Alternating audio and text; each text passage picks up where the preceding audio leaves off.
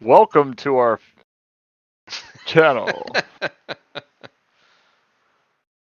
I just so kind of jump in to the list, but quick welcome, I guess, would be nice. So welcome, future John and Pat and Davis. And if you stumble upon our channel, welcome to you too. We're gonna do a top 10 Yeah, board games. and I guess like for the very few people that actually watch this, I guess it's been a while since we've done either a top 5 and 5 or even like a top 10. Like it's been a while.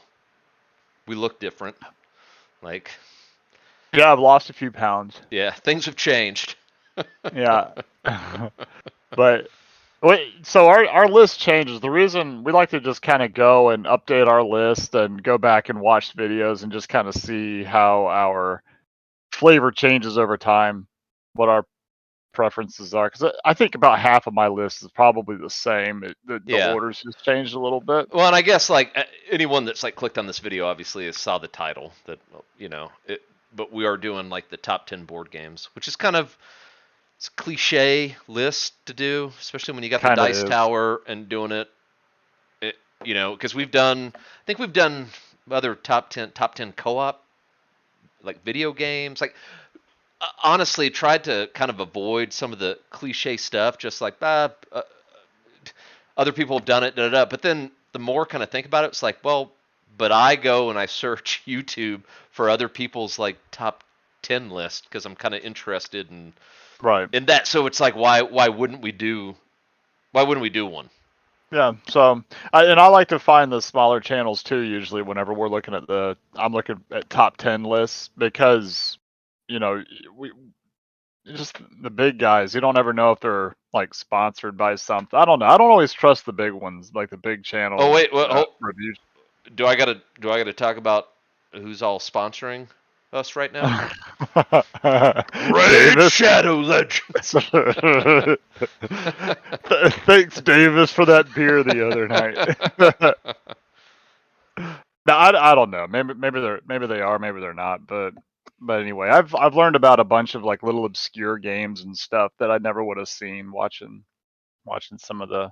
well, so I'll jump in here real quick just when we talk about like board games. Obviously, we're talking designer board games.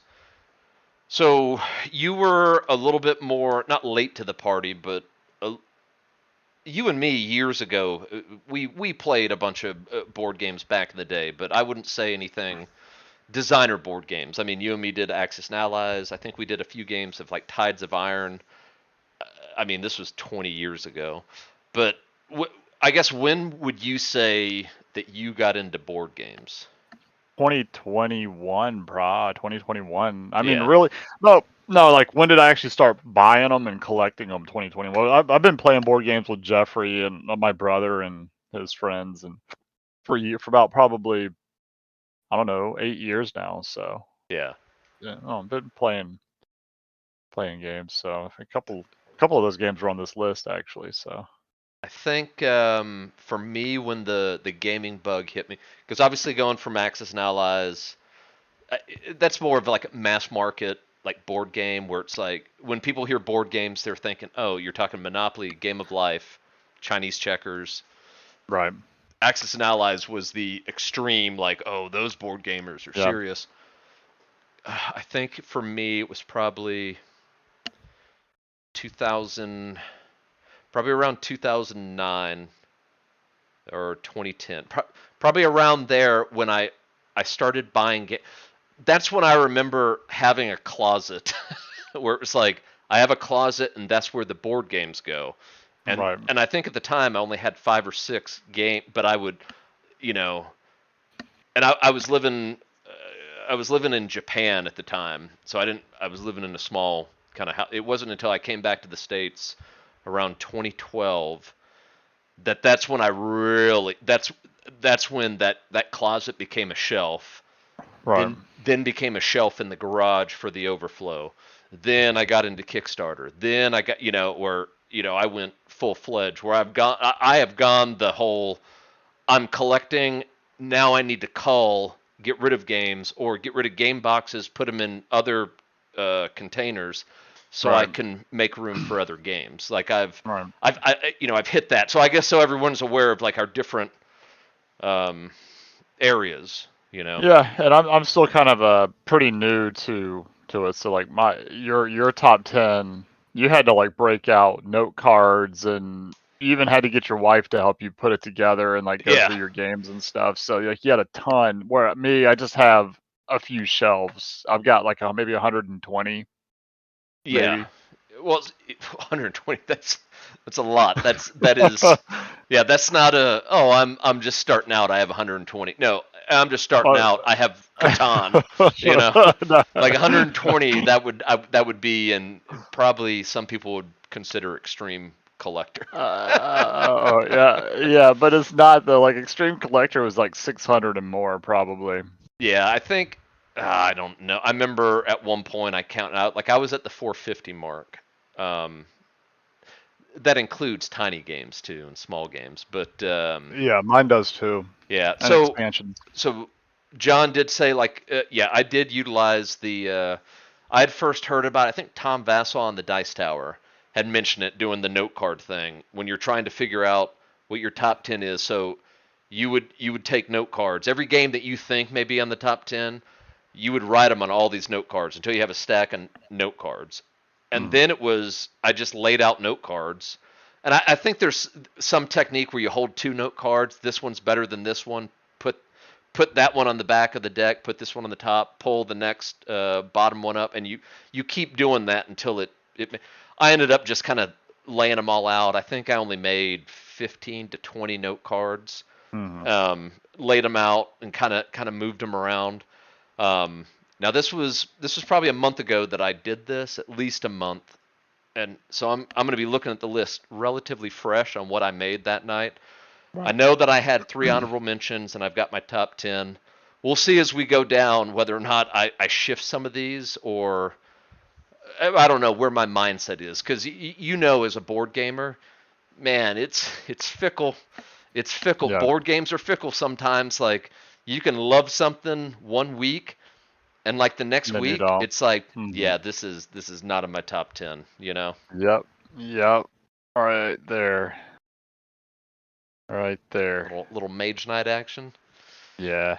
Yeah. Man, I love that game when I'm into it, but when I'm not, like I have to learn the rules again, and it's like a 4-hour learn to get Yeah. yourself back, just to get back to where you're comfortable playing, especially when you have the expansions and stuff like that. So But how did you make your top 10? I ran through like I guess mine. yeah, so I'm gonna be looking at my. It might sound like I'm reading it because I might be. I should type this out though, because otherwise I won't remember everything. But I had 4 points that I used in my top 10. That was like the easiest way for me to kind of put it in my head. Like, why am I rating things? So my heaviest weighting by far, I think, is the games that I look forward to playing again the most. Um, Sounds pretty self-explanatory. Yeah, it makes sense. But some games I really like, but I don't crave playing them. Right now, and a spoiler, I don't think it's on my list, but man, because this is a very recent one, but Mansions of Madness, which is right there, um, is one that I really, really want to play again. So like that, if I made this list now, it might have been on the list, Yeah, that's sort where of it's thing. fickle. It is. And then Nemesis is another one. I don't know. I can't remember if it's on the list. It's been like a month since I made the list. But that's another one I'm craving playing again. So like that weighs heavily for me. So that's why my list might change. So closely behind number 2 is how often I'm actually able to play it. Kind of ties into number 1 a little bit. So if I'm not able to play it that often, Oh, you mean like a big game? Like it's a huge yeah, game. like if it's a game that has to have I 5 gotta. players, Yeah. Okay. Yeah. Yeah. Yeah. you Yeah. Yeah. know, Yeah. I 'cause gotcha. yeah, so I may love the game and really want to play it, but if I can't, I don't really want to put it on this list because it's not accessible, I guess. Yeah. And that's why Mage Knight's kind of one of I would actually put that in that category where it's not as very accessible to you can't throw it out, play it, because you got to go and do a 4-hour learn again, all over again, basically. Some of the little obscure rules and stuff like that. And then, since I like co-op games, my third point is how much for co-op games. This is more specific to co-op games. How much you actually have to work with the other players, as opposed to like the two of us are playing a game together but separate, almost. So like actual interaction. So there's a game on here that's going to rank really high. You probably didn't already know what it is, but you really have to work together and talk about what you're going to do. And then let's see. And then there's the excitement factor. That's point 4. The big ah! you know. And then number 5. So 4 and 5 are kind of at the bottom, obviously. But and then progression. Progression's a big deal. It's kind of something that kind of ties everything together for me. So like finding items, leveling up, stuff like that plays in, So pretty heavily, depending on the game. I guess, like thinking about all that, like I don't think on my list. I don't know. I ran through there like, oh, here's 10 games. Here's my top 10. I didn't take a whole lot of other variables, except for there are some games on here that may be more nostalgia related because of them being some early games that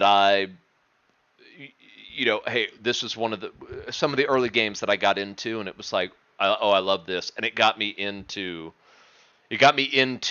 board gaming, where it made me discover other board games.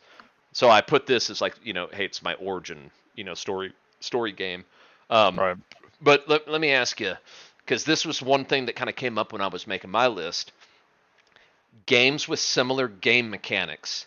Like you could have 2 games, similar game mechanics, but one game's better.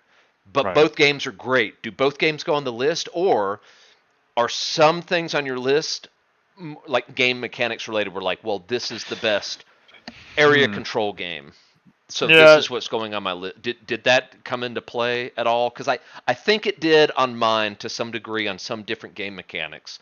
Right, and looking at our background, I think you could see that with you have a longer history and a much larger collection. You've played a lot more than I have, so that's going to come up more with you than it is with me, because I'm kind of coming in and I'm kind of collecting from 2021 forward. So like what's like for example, like Terra Nova.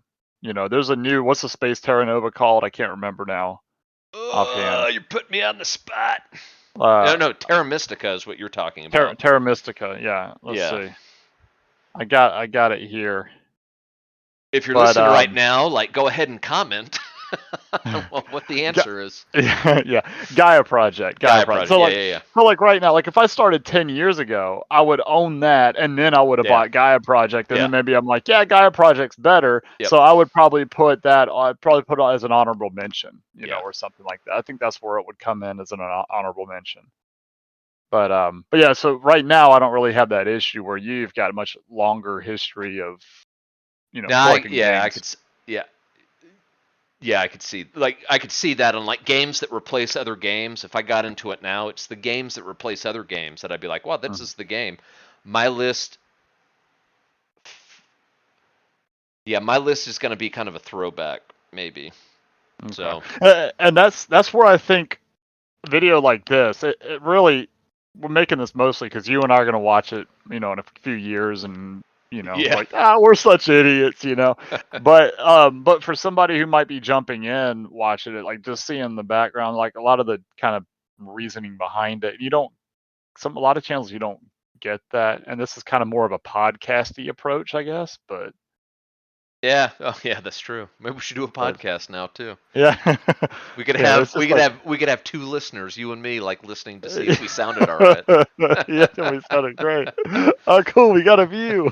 Yeah. They watched 30 seconds. That's great. Yeah. All right, man. Yeah. You ready to jump in? Like, we probably need to. Yeah. I'm ready, man. So as a heads up, I did do a little preparation. My 1 through 5 are flushed out. My 6 through 10, I'm kind of winging it, and I'm not really good at winging stuff. So yeah. So my list, just so everyone's clear, is on my phone. So when I'm doing this stuff, I'm not bored with John. It's me actually looking at like a list of. I took a picture of the note cards. And but mine's but on I my laptop. yeah. Look at that spoiler. I just saw all the answers. Oh no! Well, it was the number 10 Well, though. actually, like before we jump in, how many crossovers do you think you and me are gonna have? Oh, let me scroll up. I forgot what my 10 are. Mm. Really? You forgot what your I top 10 board games are? I did. So okay, one. Oh, oh crap! I deleted the names of some of these. I'm gonna have to look at the description and I'm gonna go. remember.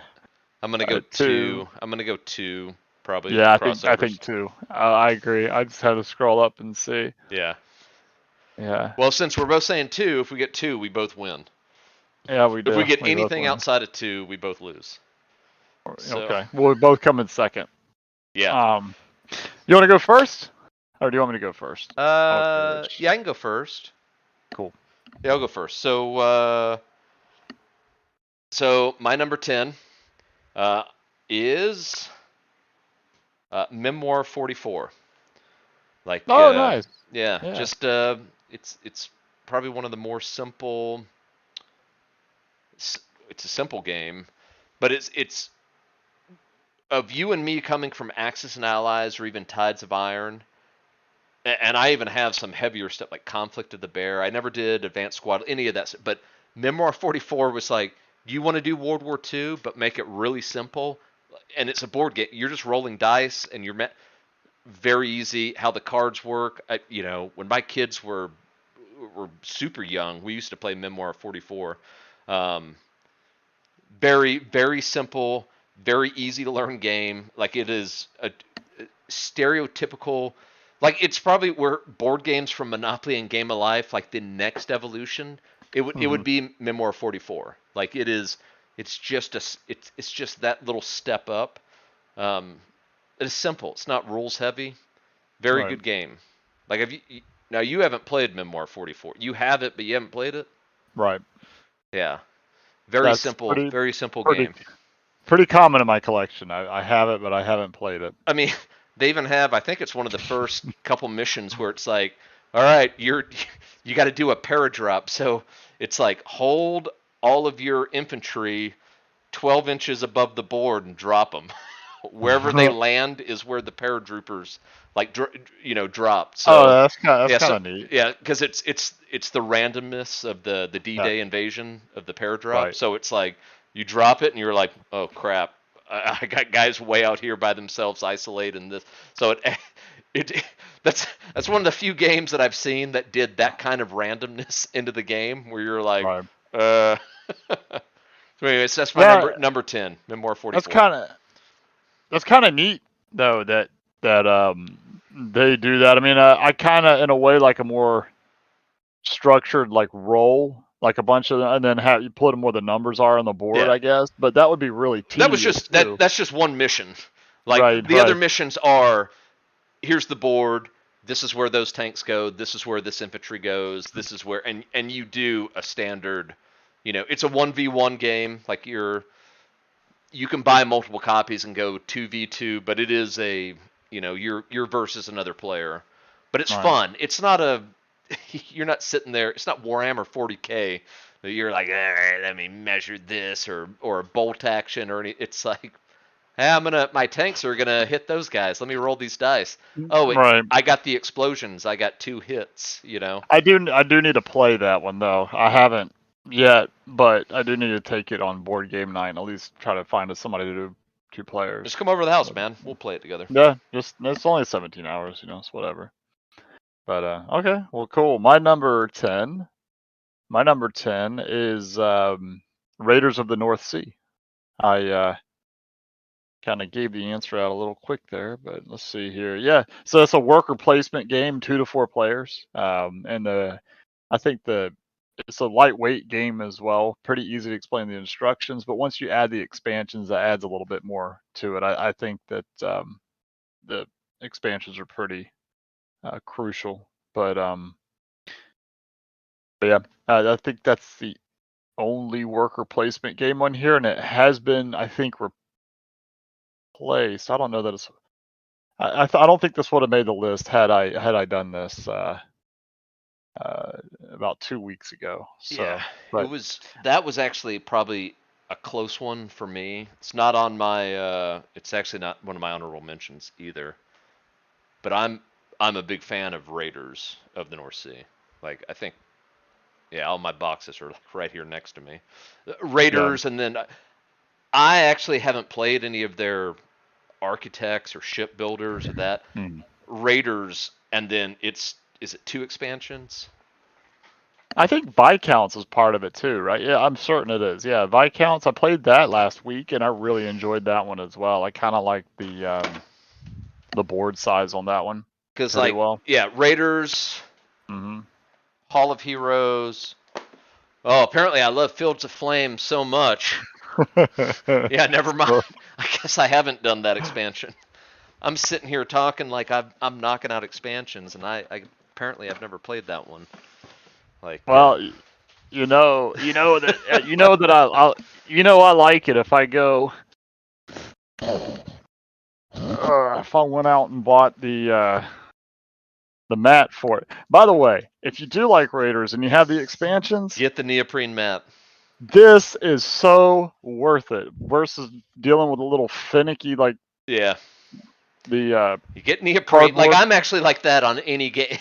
Anything I can get neoprene, get the neoprene. Hmm. Oh, well, it's $20 more. Get the neoprene. Like But it makes the game. Yeah, I recently got the Final Girl neoprene set up. The mats too. It shows you where to put all the cards and yeah, all that too. So yeah, get the neoprene is money. Like yeah. No, that's good. I don't know but if yeah, I don't know if Raiders, I have that though. good The game. neoprene mat. I don't know if I have that. I It's worth had it. no. I think I bought it one time, and then you came over to the house, and then I don't have it anymore. I'll send it back. All right, Just so pay shipping and handling. that's your number 10. Number 10, Raiders of the North Sea. Yep. And some of these games almost feel cliche saying because like you see it on so many other lists, but There's a they're reason. just Yeah, they're good games. They're yeah. just good. I think I've got maybe a couple on here that may not be on big lists, but anyway, number 10. I'm gonna hit you with another game I don't think you've played. Okay. So my number 9. It's often called a semi-cooperative game. That whole semi-co-op that makes no sense. Is it co-op? Is it not co-op? Um, in the zombie world, there's zombies going around, and you're all working together, or maybe you're not all working together. You have a guess? Yeah, Yeah, what's your guess? it is Zombicide. Nah, that's wrong. Yeah, I Zombicide's don't a full know. co-op. So Oh, it's Dead of Winter. Dead of Winter is my number 9. I So have not played that one. yeah, Dead of Winter is a semi-cooperative, which is a term that doesn't make a lot of sense. Like I just said, like are you cooperative or you're not? So you're a bunch of players. The zombie apocalypse has happened. Um, it's the middle of winter, which is why it's called the Dead of Winter, and you're all living in like your base. And the whole thing, you have like a bunch of locations. Like, well, I'm gonna go to the police station. I got to search. Like you're just trying to figure out goals. You have different goals. You're trying to complete the goals. You got zombies that are coming in. They're trying to attack you. Each player gets multiple characters, and this is where it gets all thematic and fun because all the characters are. You can have the drunk mall Santa. You can have the ninja guy. You can have the crazy Second Amendment guy with a gun. I think there's all these different characters, and if your characters die, you're not eliminated from the game. You just get another character, and you just keep playing. The thing that makes it semi-cooperative is everyone is given different goal cards. Like you may have a goal card that says you only win the game if everybody wins the game, but you got to have 2 library books. You know, this guy, it'll be like, well, you only win if everybody wins and you've got 2 guns, you know, cards in your hand. Right. Now, some of these cards, like you got to be playing those cards to try to complete objectives, but you may be sitting there like, oh, I want to complete the objective, but I got to keep this for my personal objective. So you have people that are being selfish maybe to try to win, but they also have a trade. There is a trader potentially amongst you, and their card is like, you win if everyone else loses. You know, Right. if everyone else loses, and usually it'll have a few other things like you're trying to be like the cult leader, you're trying to do this. So everyone's working to a common goal, except maybe a trader that's pretending he's like, oh yeah, hey, I'm helping you out. You know, oh, Right. we need a bunch of medicine, or we need a bunch of food, like in the don't worry, here I'm going to supply, because every card that you put into the general pool is you put it down, you put it face down, and so any card that is not the card it's supposed to be are negative points.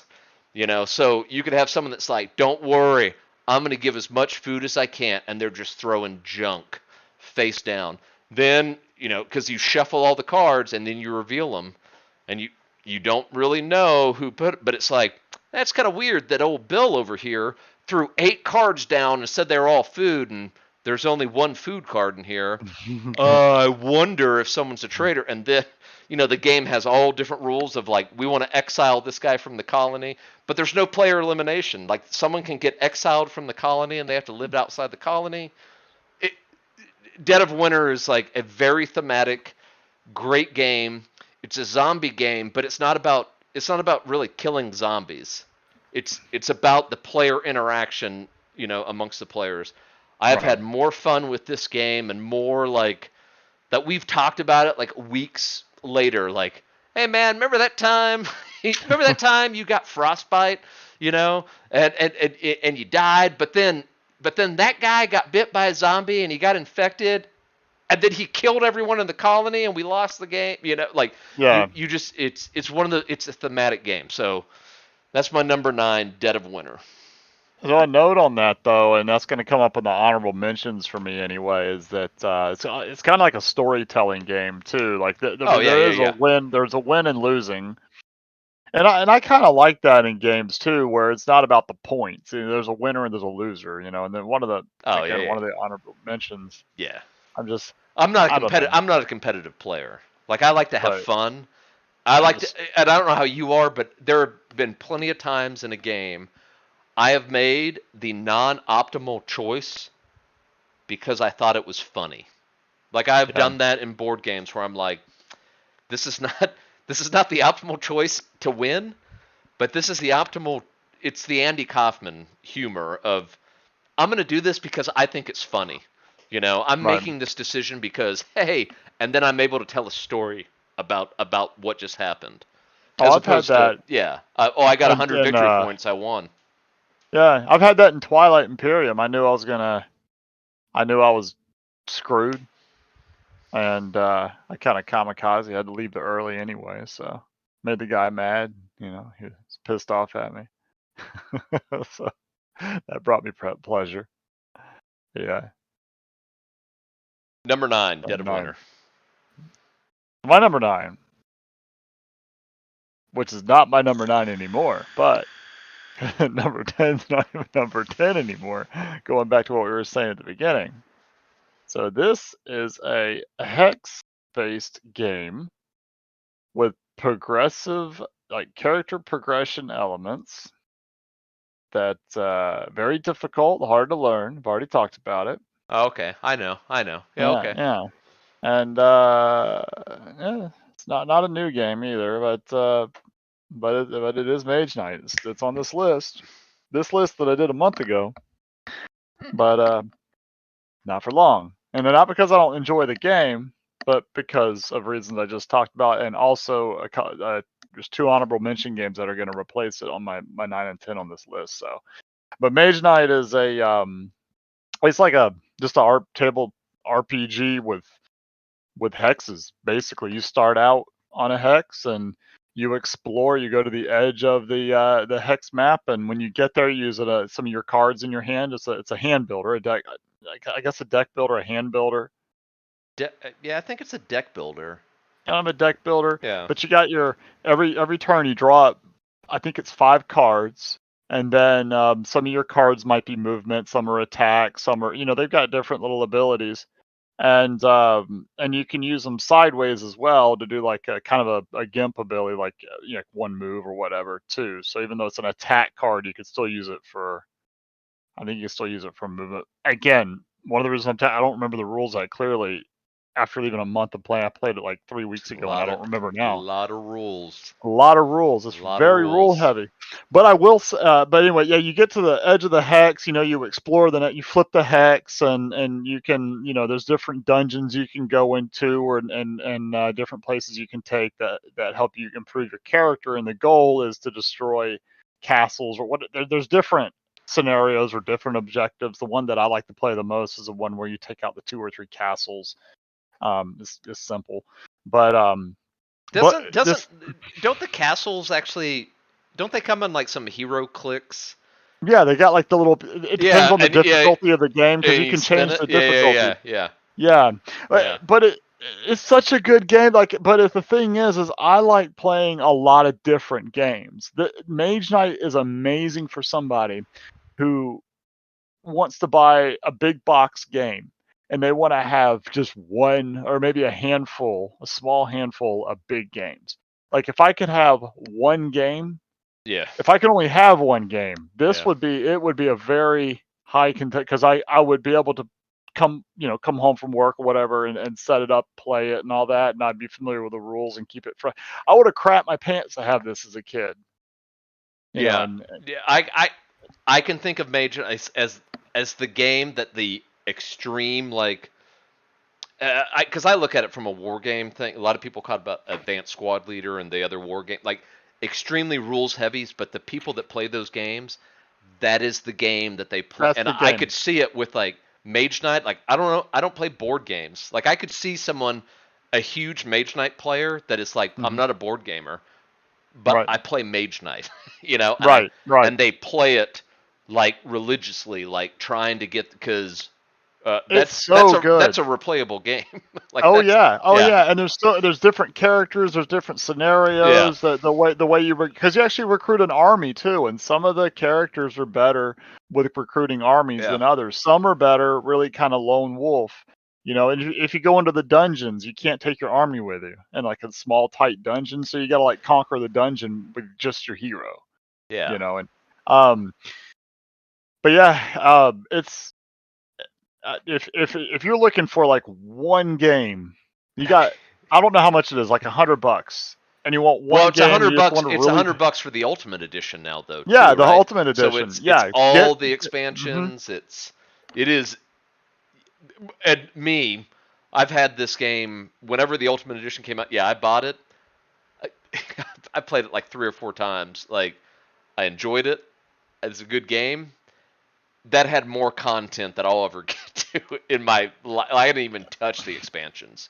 Like yeah. it was like, bah, Expansions add a ton to it too. yeah. You're getting a good bit, and so yeah, that is my number 9. The reason it's going to fall off my list is just because I like having a variety of games. I like a little bit simpler rules. Not that I don't like deep rules and deep games. But this could easily be somebody's number 1 or number 2 or something. Oh yeah. Oh yeah. Easy.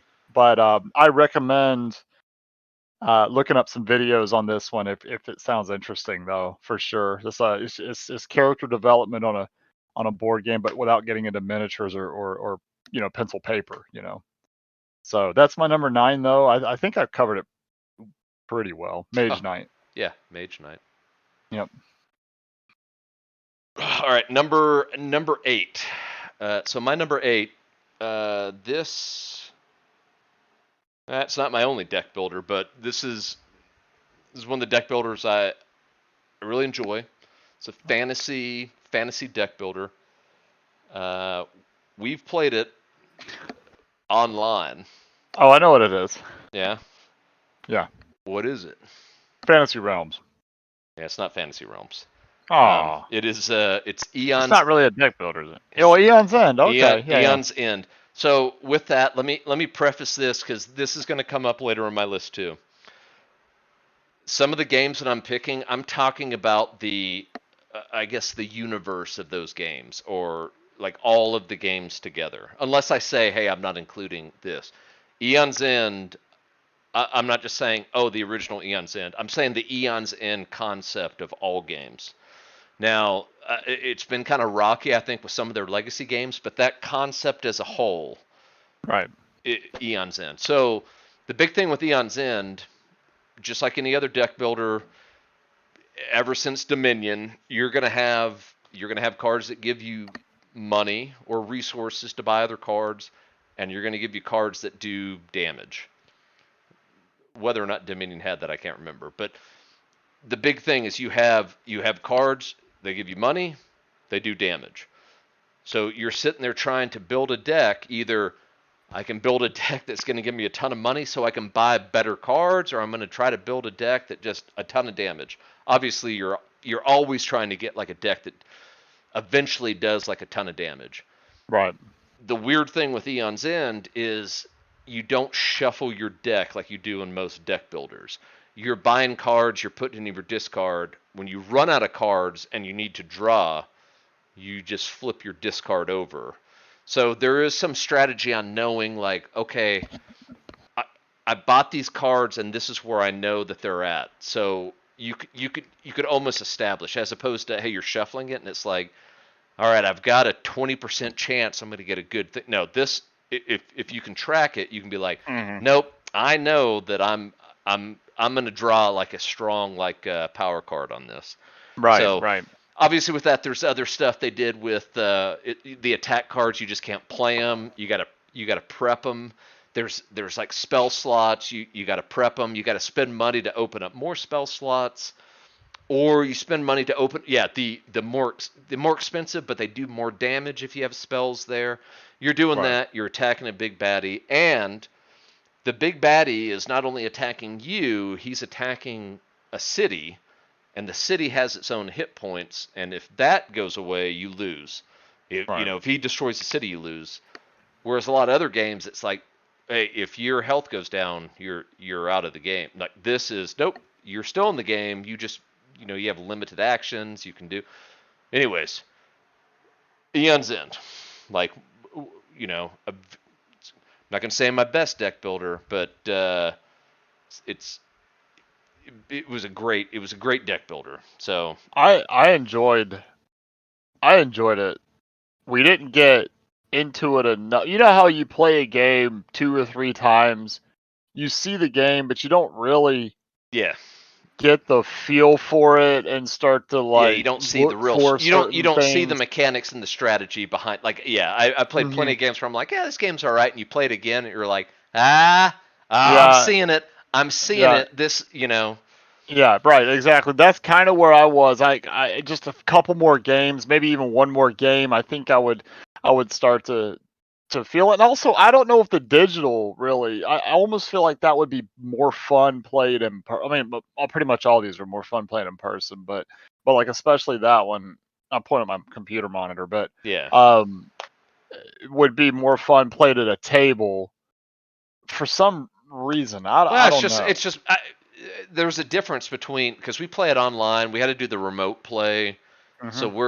we're fighting each other over the mouse. Oh, we were. That's right. Yeah, because like Yeah, whenever I grabbed the mouse, you couldn't, and then you had to use a controller. I so think. yeah, and I love digital games, but there nothing beats if you and me sitting around the table and me Uh taking my huh. finger and pointing at something and being like, "You see that card right here? This is gonna, and then this is gonna do damage to this, and this is gonna Right. do this.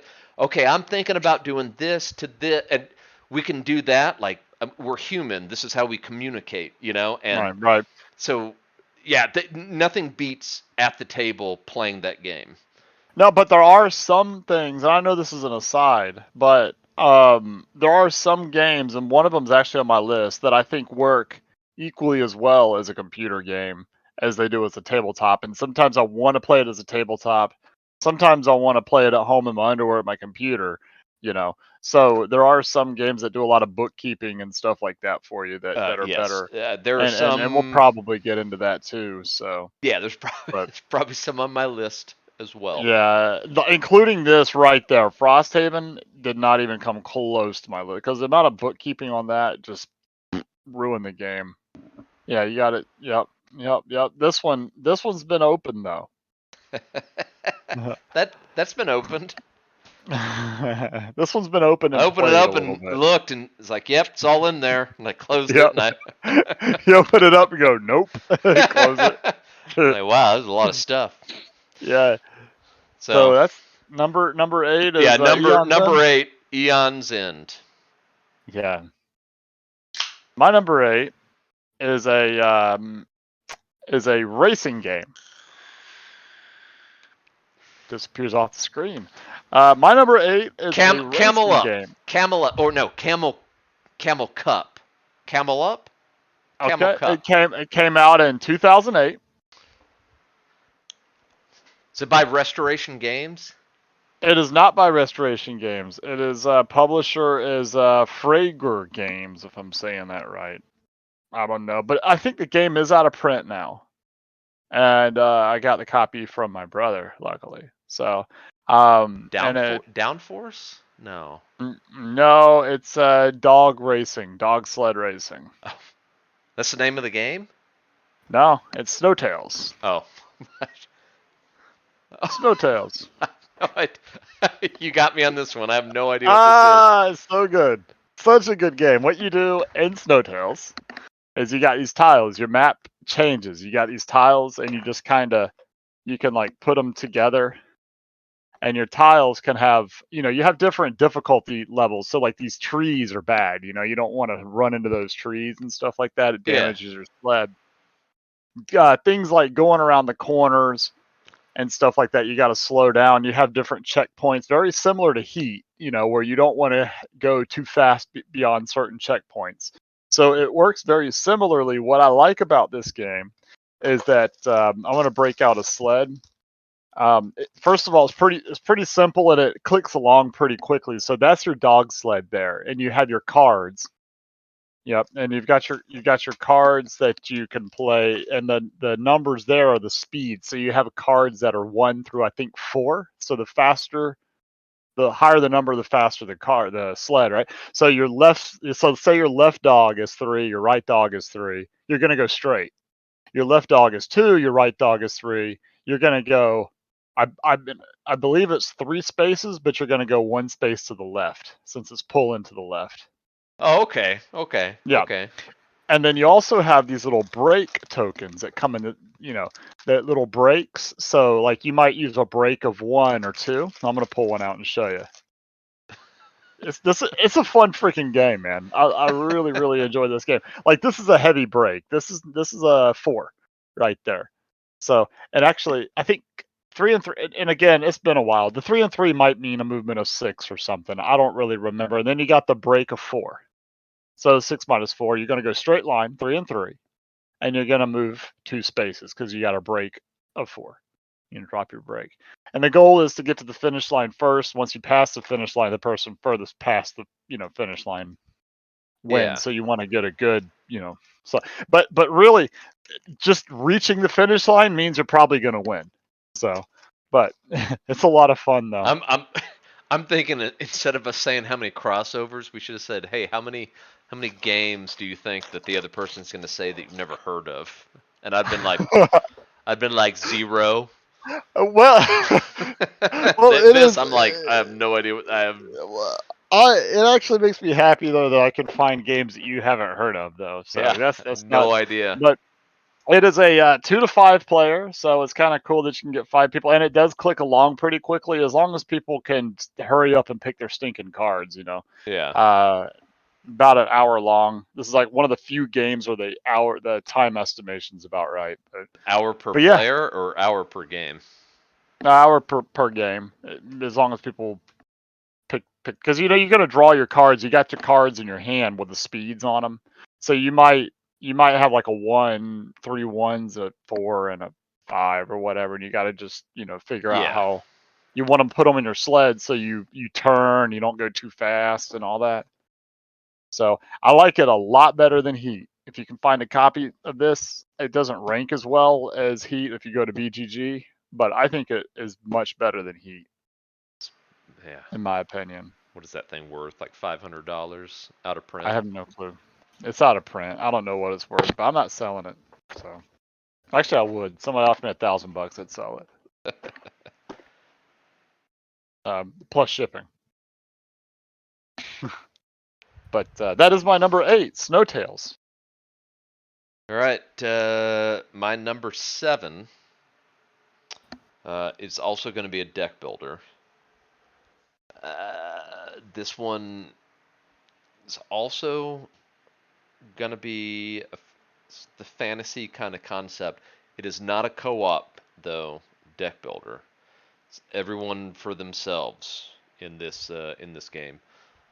In this game, you're actually trying to who can collect the most treasure. This is also a game that I'm talking about the universe of the game, not just like the original. It's not Arkham Horror, the card game, is it? No, that's No, co-op. yeah, no. This is every person for themselves. You're getting cards. You're getting cards to as opposed to now. I think that there are resources and attack cards, but there's also cards that let you move,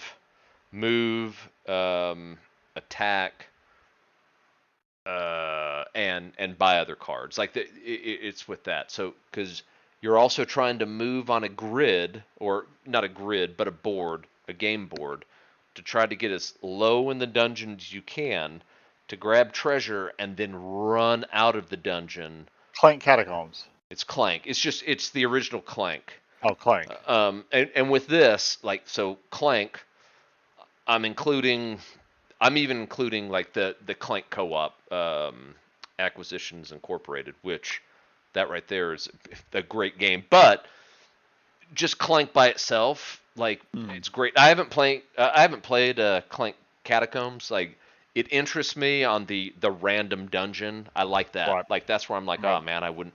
I played a lot of Clank. A lot of Clank in Space, Clank and some of the other expansions they did. Anyways, the whole concept of Clank, deck builder, buying cards, doing stuff. Hey, I'm attacking that guy, but I'm going to play these cards. I'm going to move my person like right here. They can't go any further because they're in the Crystal Caverns. So you can't move on this turn. I'm going to do this. Da, da, da. Anyways, I'm going to go down. I'm going to grab treasure. I'm going to get out. Oh, someone got out. Well, you got to draw from the die bag, and is the dragon going to do damage to you? Like, there's so much stuff in Clank, and it's simple. It's simple rules. It's not like, oh, there's a lot of rules that you got to do. No, it's just simple. Right. Like it's anyone can understand. Like I can teach this to the non-board gamer on this is what you need to do. This is, and people can have fun with it. And I love games like that. Like it's, Yeah. because and maybe that's something on my list too, because me trying to get other people into board games, man, there are some you do not want to have certain games, and maybe we should do a list on that, like the top 5 maybe board games do not play with a new board gamer, and Yep. the top 5 do play with the new board game. Anyways, Clank is I don't know. I really enjoy Clank as a deck builder. Let me look. That spoiler. That's actually going to be my last deck builder on the list for the top 10. Clank's a great game. I haven't played the regular Clank. I've played Catacombs, and I like the randomness of the dungeons. And I need to play the regular Clank because there's a lot of I think there's a few expansions for it, and that Yeah, you there's like the I pyramids. There's the Under the Deep. Yeah, they're different boards. The expansions, oh, they okay. were different boards. They may have added other cards. The biggest one, Acquisitions Incorporated, though, is you know that's one though. If you have a group of people to play with, you play Acquisitions Incorporated and go. It's a legacy game though, so you run through that legacy and Is it then a real legacy? Like you're gonna destroy the board or destroy the game, or I think you're destroying stuff. At the end of the game, I never finished it, but it was one of those that at the end of the game, you now have your own game board and you can now play Clank on that game board. oh, okay, so yeah, Yeah, so at the very end, like it's still a working board game at the end. You Mhm. just don't. You can't have the legacy experience again. Yeah, yeah. I didn't know if it was like Frosthaven and you could like reset it or whatever, like they had the reset kit. But really, games like that though, the amount of time it takes to reset the game, I'd almost just rather throw it in the trash and just buy a new Yeah. one. I've only reset one legacy game. You know. Yeah, was it a simple reset? Yeah. It was Charterstone. Just Okay. Yeah. That Charterstone was great. Not on my list, but probably one of the best legacy games I've played. Like Yeah. Charterstone, like to the point where I was like, I loved it so much, I bought the reset pack, and then reset the game, and Right. we started playing it again. Like, Right, yeah, right. yeah, yeah. Charterstone is probably, as legacy games go, that is the one, because it's very simple. Like it is a very simple legacy game. Yeah, do a top 10 legacy game, we'd have like 10 crossovers. Yeah, yeah. um yeah, so number 7, right? Number 7 was Clank. Yeah, my number 7, Clank. Yeah, next time we meet up, we ought to do we ought to try to get in a game of um actually that's another video. Top 5 games we need to play together when we get to take with us to each other's state, I guess. I don't know. Put it on the My number list. Yeah, my number 7 is not a board game, it's a tabletop game. And I think it belongs on here anyway cuz I don't know. I really like this game and it's a recent thing.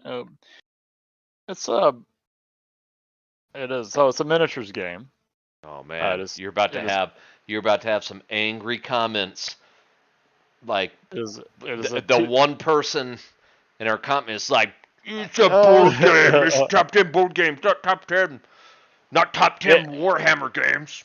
yeah, but this is also our video, so whatever. But yeah, and release year is 2018, and it is a two-player game, and it is not Warhammer. Um, Can I guess? it's an easy guess for you. Is it Star Wars Legion? It is. It is, but it's not. Yeah, it's not board game. I know it doesn't probably belong on this list, but it kept coming up in my mind, You and it know, kept hitting my bullet points though. Like I was like, I'm yeah. The the thing only is, part though, of I'll it. give it to you that in the concept, though, like, yeah, there's miniatures and they're moving around a table. But the thing is, the board game comes with, here's your measuring tools. Yeah, you're not playing on a hex board or moving around. But truthfully, I could see it in that you're playing cards, you're doing this, you're rolling dice. Right. I don't know, man. I could see it. It's not a board Yeah. game because there's not a board you're playing on, but Well, the card game. I mean, the card game. What was that? Eon's End is not a board game. It's a card game. There's well, not a Raiders board. of the North Sea, you got a neoprene mat, so it's not a There's board no game. board there either. No. That's Yeah, true. but Star Wars Legion is a 1v1 objective-based game. It's not necessarily an elimination-based game. You've got miniatures on a table, and what I like about it is it's not a Warhammer-sized army, a massive army. You can get into the game relatively cheap compared to other miniature games. And and to be honest, I'm not a huge fan of the Star Wars theme. I appreciate Star Wars for what it is. I dug into the movies and stuff like that. Like, I know I see all your Star Wars stuff up there, but but I do like Star Wars, and I prefer the space battles in Star Wars over the ground battles. But I like the mechanics and the simplicity, the way Legion plays. I like the way the attack die are rolled, and then you roll the defense dice. I like how everything is, on your armies. It's there on your card. It's all right there, and as you build your army out, there's a little app for it, and it- it's It's Warhammer streamlined simplified. and simple. Yeah, Yes, thank you. yeah. But But but it yeah, still I is don't know. fun. Like it's still like yeah. I've always liked Empire and Rebels. So like I play the Rebels, and I just like kind of the Lame. I just got a army, and I like painting the miniatures up and have my little miniatures on on the table, and also you and I being able to play digitally and stuff like that. It's fun. Yeah, Um, no, I think because obviously tabletop simulator. I'm and- glad that you got into it. It makes me feel good that you enjoyed it because I love Star Wars Legion. Like yeah, and and it made this list at like I number. love Star Wars Legion, and I tell people like I love playing it. I want more people to play. The problem is I don't like to play with strangers, so I gotta I gotta either force my family or friends like, hey, let me teach you this game, and it's that Right, whole thing that yeah they play one game, they're not seeing the intricacies and the bigger stuff. Like you gotta do at least like 3 or 4 games to really then you really get you're George Patton like looking there like all right if I move there and I do this and boom like you go deep into it once you figure it out. right. Um, no, so This I'm is one of glad those that you and games you that and you enjoyed it. it's one of those games that I would not want to play competitively though, because No, it's I don't. that, I that wouldn't want to the play any whole. game competitively. Well, no, well, me neither. But like with a competitive mindset, because anytime I don't know, maybe it's not true, but whenever you get a tape measure involved in in Oh a yeah, yeah, yeah. I see, tabletop yeah, game, yeah, yeah. I see what you're it's saying. kind of loosey goosey, and I'm one of those who really likes structure in games, and it's clear, black and white. It's not like do what you feels right. Yeah, I don't like that kind of garbage. Like you have to come up with an agreement that is this a full cover barrier or a yeah. partial cover barrier. I would almost rather like Legion say, here are the terrain pieces, buy them. It's $200, and then it has it listed that these are this is the cover pieces and stuff like that. Ooh, I don't know if I'd So agree with that, but yeah, yeah, but I mean, I like that clear cut black and white, like, and then you could bring in your own terrain and stuff like that if you want to, but it doesn't act as cover or whatever. I don't know, man. yeah, I like structured rules, I guess is what I'm saying yeah. with I that. now and I agree with you. And this is what we talked about the other day, where it's like, hey, if you play a game, you clearly define at the beginning of the game. So you would do you're like, hey, do you see the single tree here? Well, it's going to be area terrain of light cover around here. And Right. if both of you go makes sense, I Mhm. agree. Or you go, no, that's going to be just a regular tree, no light cover. And you go, Right. okay, I agree. And then you define it. So I guess it's one of those like what you're saying, like, hey, I want the publisher or the designers to say, hey, here are the rules. I actually like Star Wars Legion where it's back on the players on no, you here are the main game mechanics, but you define certain things, and it's like, yep, Right. it covers the probably one of the number is the only thing that you would define of Yeah, this is cover. heavy, this is light, Right.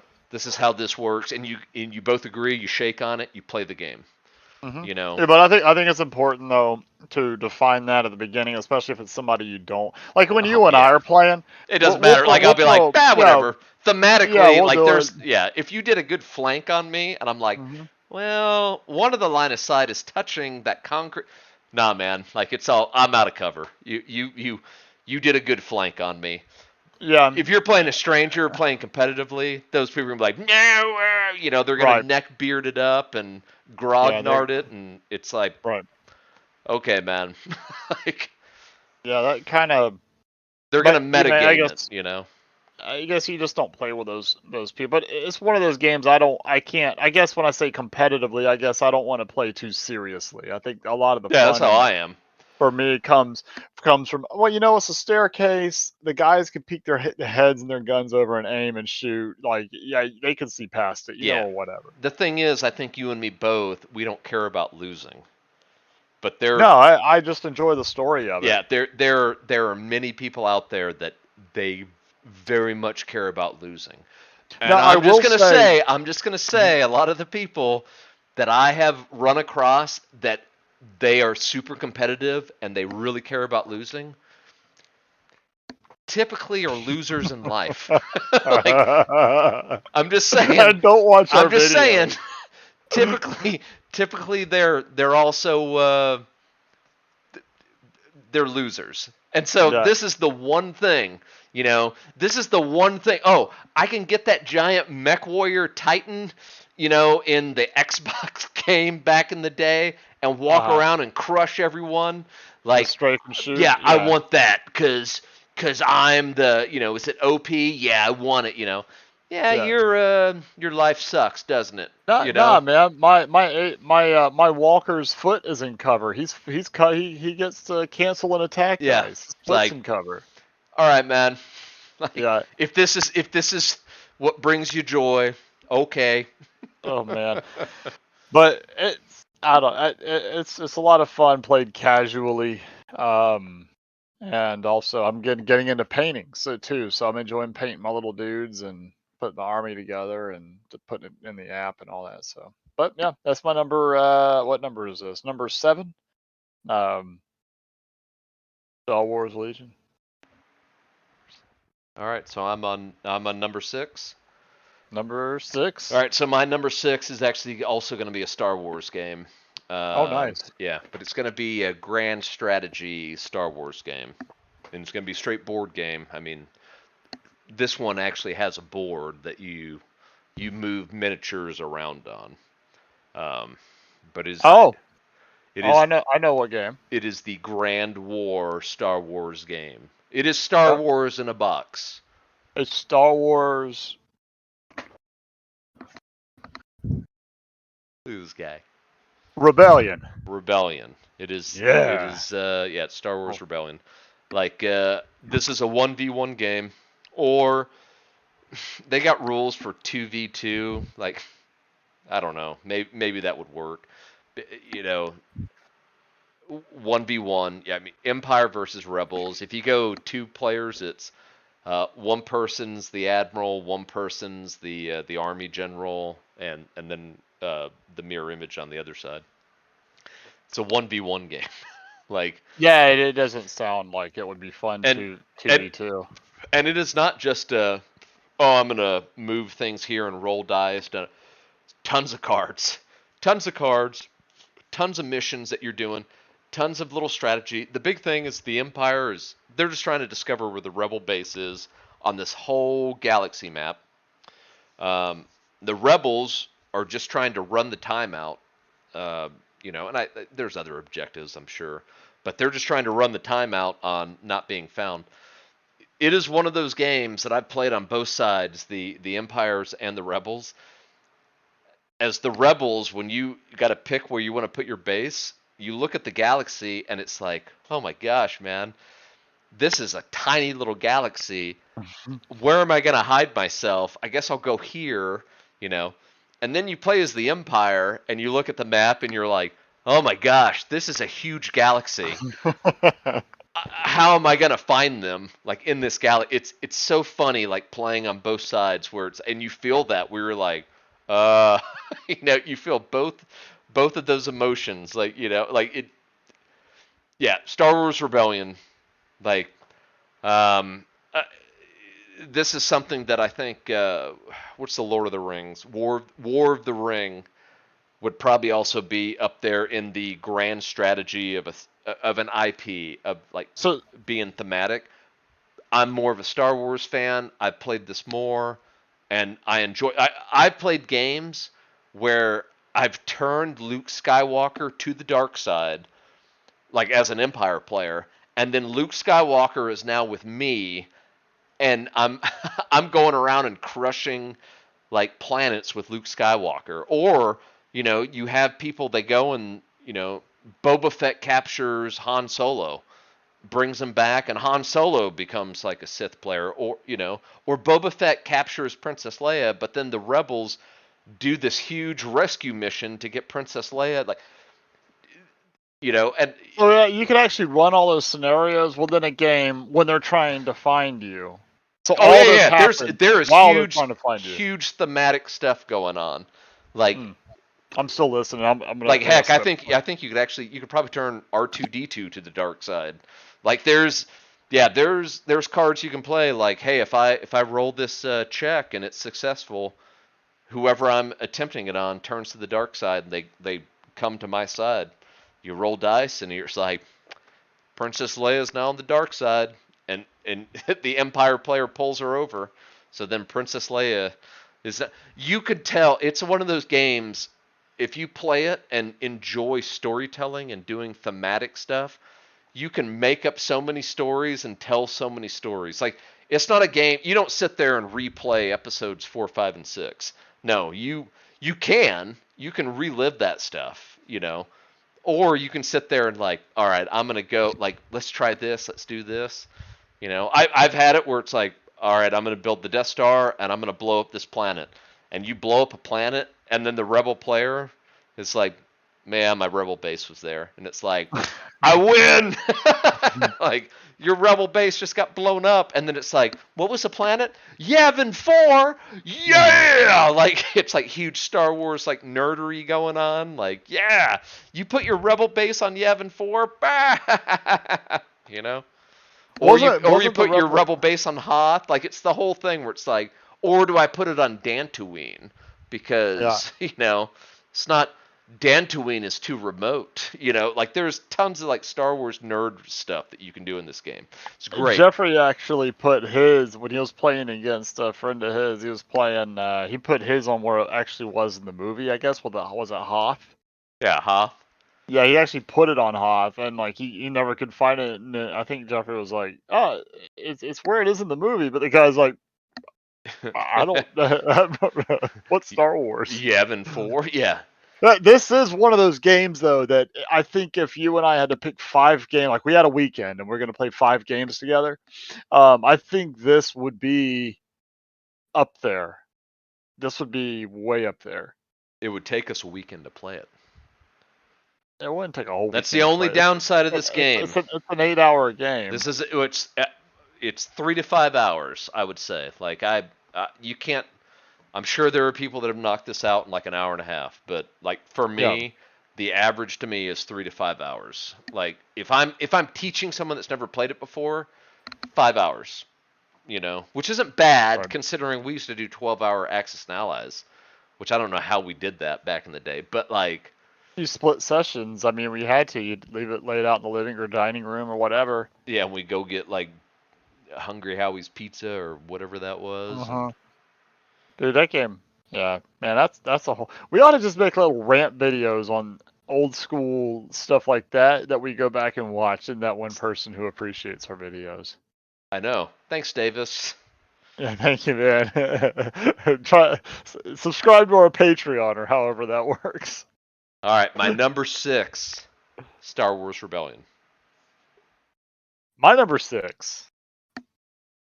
And by the way, Star Wars Rebellion probably will make my next list after I play it. I do need to get a game in, and I want to ask you real quick: the expansion, what does it add? Essential. It's an essential. It's an essential. Yeah. Is that's a whole different conversation, though, right? So No, we can talk about it, but no, yeah. If anyone's getting Star Wars Rebellion, you have to get Rise of the Empire. Like, it's an essential. It fixes the combat system. It also adds a ton more cards. Oh yeah, it fixed the combat system, and it adds Rogue One is what it's adding. So Rogue Okay. One is added, but it adds more units, more miniatures, more cards, more. So It adds a don't ton get of it stuff. without the expansion, then. Yeah, if I would play, I wouldn't play original Star Wars Rebellion. Now, you can play the original Star Wars Rebellion, and you can download the rules of the Rise of Empire, the combat rules. I'm Right. pretty sure you can use Rise of Empire rules with the core game. So Mhm. if you only have Star Wars Rebellion, you don't want to buy the expansion, and it's like, the combat system kind of drags, and the Rise of the Empire makes it more cinematic, makes it quick, makes it more. And I can't even remember how it just drug on. We were like, okay, I'm doing this card, I'm doing this, and Right. Rise of the Empire. It's like, nope, this is the biggest problem. The combat is the So biggest problem. Here are the new rules. And so when you read the rule, it's like, oh yeah, this makes more sense on. hey, how we're playing cards, how we're doing this, like, so Right. it's quick. Hey, I'm doing this, I'm rolling this. Here's my card. Boom, done. You know, the original was, yeah, it was like 1980s style combat. Like, it was Axis and Allies style combat. Oh, gotcha. Rise of the Empire, like, it made it more cinematic. Like, the cards made more sense. I'm gonna play a My card. I'm gonna play a card that blocks 2 damage. It was that kind of stuff. right, right. Those cards I'm are they're in the original game, but they played differently. And anyways, it's an essential not to have the expansion, but play with the expansion rules for combat. okay. I got it. Yeah. And as far as my number 10, that Raiders of the North Sea, that ranked 10 with the expansions. Without the expansions, it's very vanilla Oh, okay, yeah. and bleh. So that's something to note. If you didn't have the, it wouldn't even. It'd probably be on a top like 30 list or something. It would drop way down without the expansions. Yeah.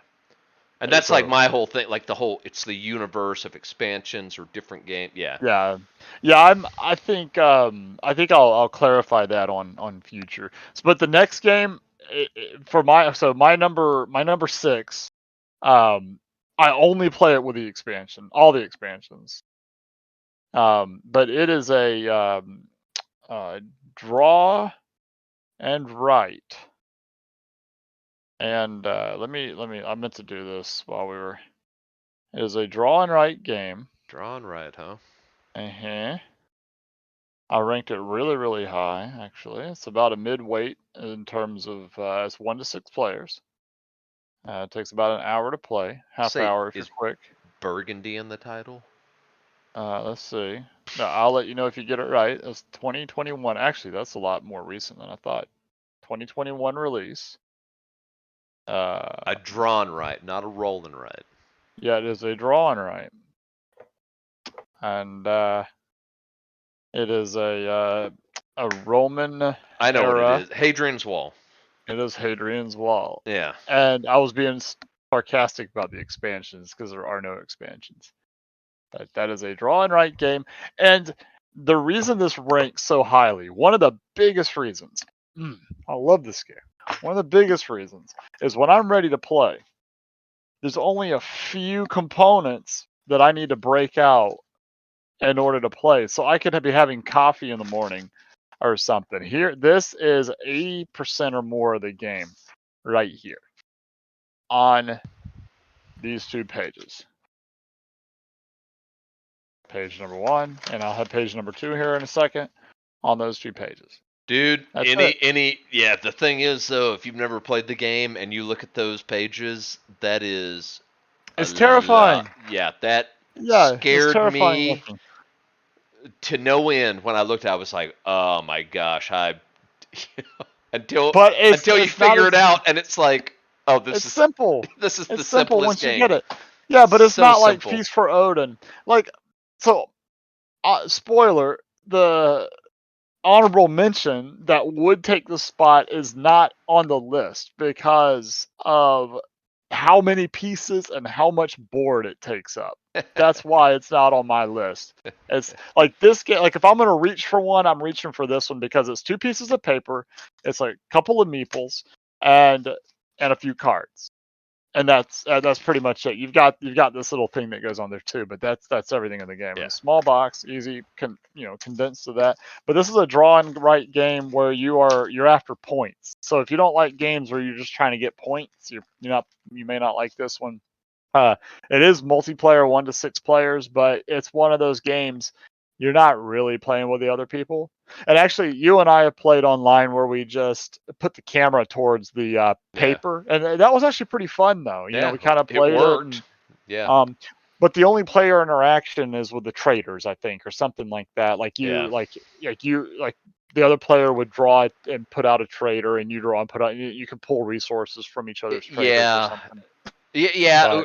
But Yes. Well, or it's I can I use don't your remember. cards. I can do different. But or I'd have to tell you, like, I'm using Oh, your card which means I need to give up a meeple, but you get that meeple. Like I remember there's stuff like that. Like, oh yeah, hey, I'm doing this. Da, da, da. What was it? The Or the merchant, market. maybe. Oh, your market, like Mm. your trade good is 2. Well, I need the number 2 over here, so I'm taking that and here.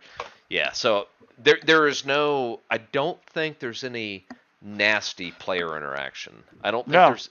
Yeah, I Mm-mm. don't think there's No, any. there's not. Yeah, hey, I'm gonna kill one of your meeples. Like I No, don't. if you're really paying attention, you might see that so and so is going for like a coliseum, or they want the soldiers or something. So maybe you don't give them a card that helps them get soldiers more Yeah, easily or something. But but I with mean, that though, really, there's there's no no. nasty because that's on your choice. There's Yeah. nothing that I can do to like mess with your building. Like I can't Right. sit there and be like, I'm gonna block you from doing this. Yeah. No, it would just be you. Like, well, if I ask him for the soldier, the black meeple, I think. Mhm. Mhm. Like, if I do this and it's like, no, I'm just gonna do something instead because that'll give him more of a bonus than I want to give right now. Like Right. that's the only player interaction. Yeah. So people who get interested in this, I think, would be people who want something deeper, but not a table hog. Something that yeah, you can take out easily. I could take this to the office and lay it out on a desk, and I can play it during downtime or something. But there's enough complexity in the game. I wouldn't say there's as much as another game I might mention in the honorable mention, but but there are a lot of actions like you can take in this. So you can focus on building temples, and try to get points. And you may have to work a little bit on your civilians. You may have to work a little bit here and all that, but your end goal might be to build out your temples and say your coliseum or something. And then you're like, I'm gonna see how many points I can get for doing that. And it's just there's a ton of replayability all in that little box right there. Yeah. Um, That's a good pick. and I like the theme too. I actually like the Roman theme, and I also like how they didn't oversaturate the paper and make it hard to read the paper. Like just from a practical standpoint, being able to fill in the little squares and stuff. I like filling in squares with pencils, and Yeah. um, and it's one of those. I know I'm probably going on and on about it, but Looks like like it's one of those where, I keep these sharpies here. I think from last time we played, where it's uh like huh. I just use the sharpies where I like dot the blocks. I like using pencil because I'll actually sometimes I'll I'll go back and like erase them and reuse the Oh, paper. really? Huh. Uh-huh. I wanna get Oh, the most well, life out of it. there's a reason that I use a sharpie because I don't cheat. No, no, no, I'm saying I'll go back and, like, after the game's over and reuse the paper for the next game. This is good. This is good. Yeah. I've got a special eraser just for it. It's a big, fat, white eraser. But, yeah, your first few turns, they always start out kinda slow, and you're Yeah, always yeah. like It's one you're of those like, games where "Man, it's I like, I really I there's no really way I'm couldn't do getting to the end much." of this. Yeah, Like, right, and then after, like, turn 4, you're like, "I can do that, and then this, and then holy crap, I'll get 2 of those, and then I yeah, could do that, and then I can go over yeah. here." It's like an And engine you builder where study it, you're it like, just "And I could do rolls. this." I do this. Oh, I Yeah, get that worker. Well, I need that worker mhm. for this building. Oh, let me mark that in. All right, this Yeah, goes I over get a here. civilian, Mark that yeah, in. Oh, he goes over here. Let me mark that in. Oh, I just scouted. Let me mark that in. Oh, mhm. I got 2 more workers. Right, oh, Let me start I the don't engine I don't nee again. right, right, I don't need these 2 workers, but if I could just had a yellow worker. Oh, I could trade these workers for the yellow worker here by filling this, okay, I'm gonna do that. Yeah, Yeah, it's so good, so much fun. It's hard to yeah. explain, but don't don't be too intimidated by the papers. You get used to it, and it's actually really simple. I would say it's about an hour learn once you actually. It's definitely one that you watch a video on how to play, and then you just sit down and do it. And after a game, you may not know how to use all the buildings, but Oh, you'll know dude, the there are basics. still buildings that I don't mess with. Like there's still built that I'm like, nah, I'm not messing with that building. Like, And don't try to. Like when your first few playthroughs, just do the basics and maybe focus on the temple. And then your next game, do the basics, and then and I'm referring to the left side of the sheet, the left side or my left, because that's kind of your basic stuff, and then the right side is like the specialty buildings. Yeah. Um, so you just focus on like kind of learning one little aspect at a time. So I don't know. I've probably gone on too long about it. I love this game though. Hadrian's Wall is my number 6. My number 5. This is going to be, I don't know. This is probably on like a ton of people's like top 10 list. It's my number 5, obviously. It's a fantasy game. Dungeon crawl, technically. It's a legacy game, but maybe a campaign game. It's a deck game, but you have miniatures on a board. You're moving miniatures, but the only way you can move miniatures is by playing cards. But on your turn, out of your hand, you can only pick 2 cards, but each card has a top action and a bottom action, and you can Are only there are pick. there are there any havens involved in this? There's a Like, haven. This oh, is now. This is the it's a, original. is it frosty or is it This is gloomy? Gloom. This is Gloomhaven. Ah, Yeah, so I'm gonna go Gloomhaven as like my number 5, and a lot of this is this. This is a huge game. Like, this is a huge game, and bigly. yeah, like, and a lot of rules. It's one of those, and you'll get a lot of enjoyment, a lot of hours out of this game, and everyone's experience, I think, is going to be different depending on, Mm. well, I use this character, I did this, I made this decision, we did this, the board did this. There's tons of different stuff. In essence, though, it's a puzzle. It's a puzzle game. A lot of people are like, well, it's a dungeon crawler, and it's like, I don't know. When I think of dungeon crawler, I'm thinking Diablo in a board game. I'm going in, I'm rolling dice, I'm smacking stuff, I'm I'm killing everything in front of me. Gloomhaven is not that way. Like, you feel, even like you've leveled up your character, you still feel vulnerable in Gloomhaven, where it's like, hey man, I don't want to move up there too close. I got to do this. How do you establish? And you got to sit there, and there's a lot of analysis paralysis where you have to sit there and you analyze the enemies, where it's like, I know this enemy's going to move here, this enemy's going to move here, so if I move here, then this. And then there's the initiative track. All right, I know that I can move and kill that enemy first before he acts, but this enemy's going to act and then move in. Anyway, Gloomhaven's a great game. Ton of overhead. It's a co-op game, and I love co-op Mm-hmm. games. Um, it deserved to be on the list because Gloomhaven is one of those games. Frosthaven I've never played, and I don't know if I would put Frosthaven even play. Gloomhaven's one of those like more nostalgic kind of, that concept of just, it's a puzzle game, like those cards, because those cards are your life too. Like, if you're Right. like, because some of the cards are, man, you're gonna have a crazy ability. Like, man, I could kill 5 enemies with this card.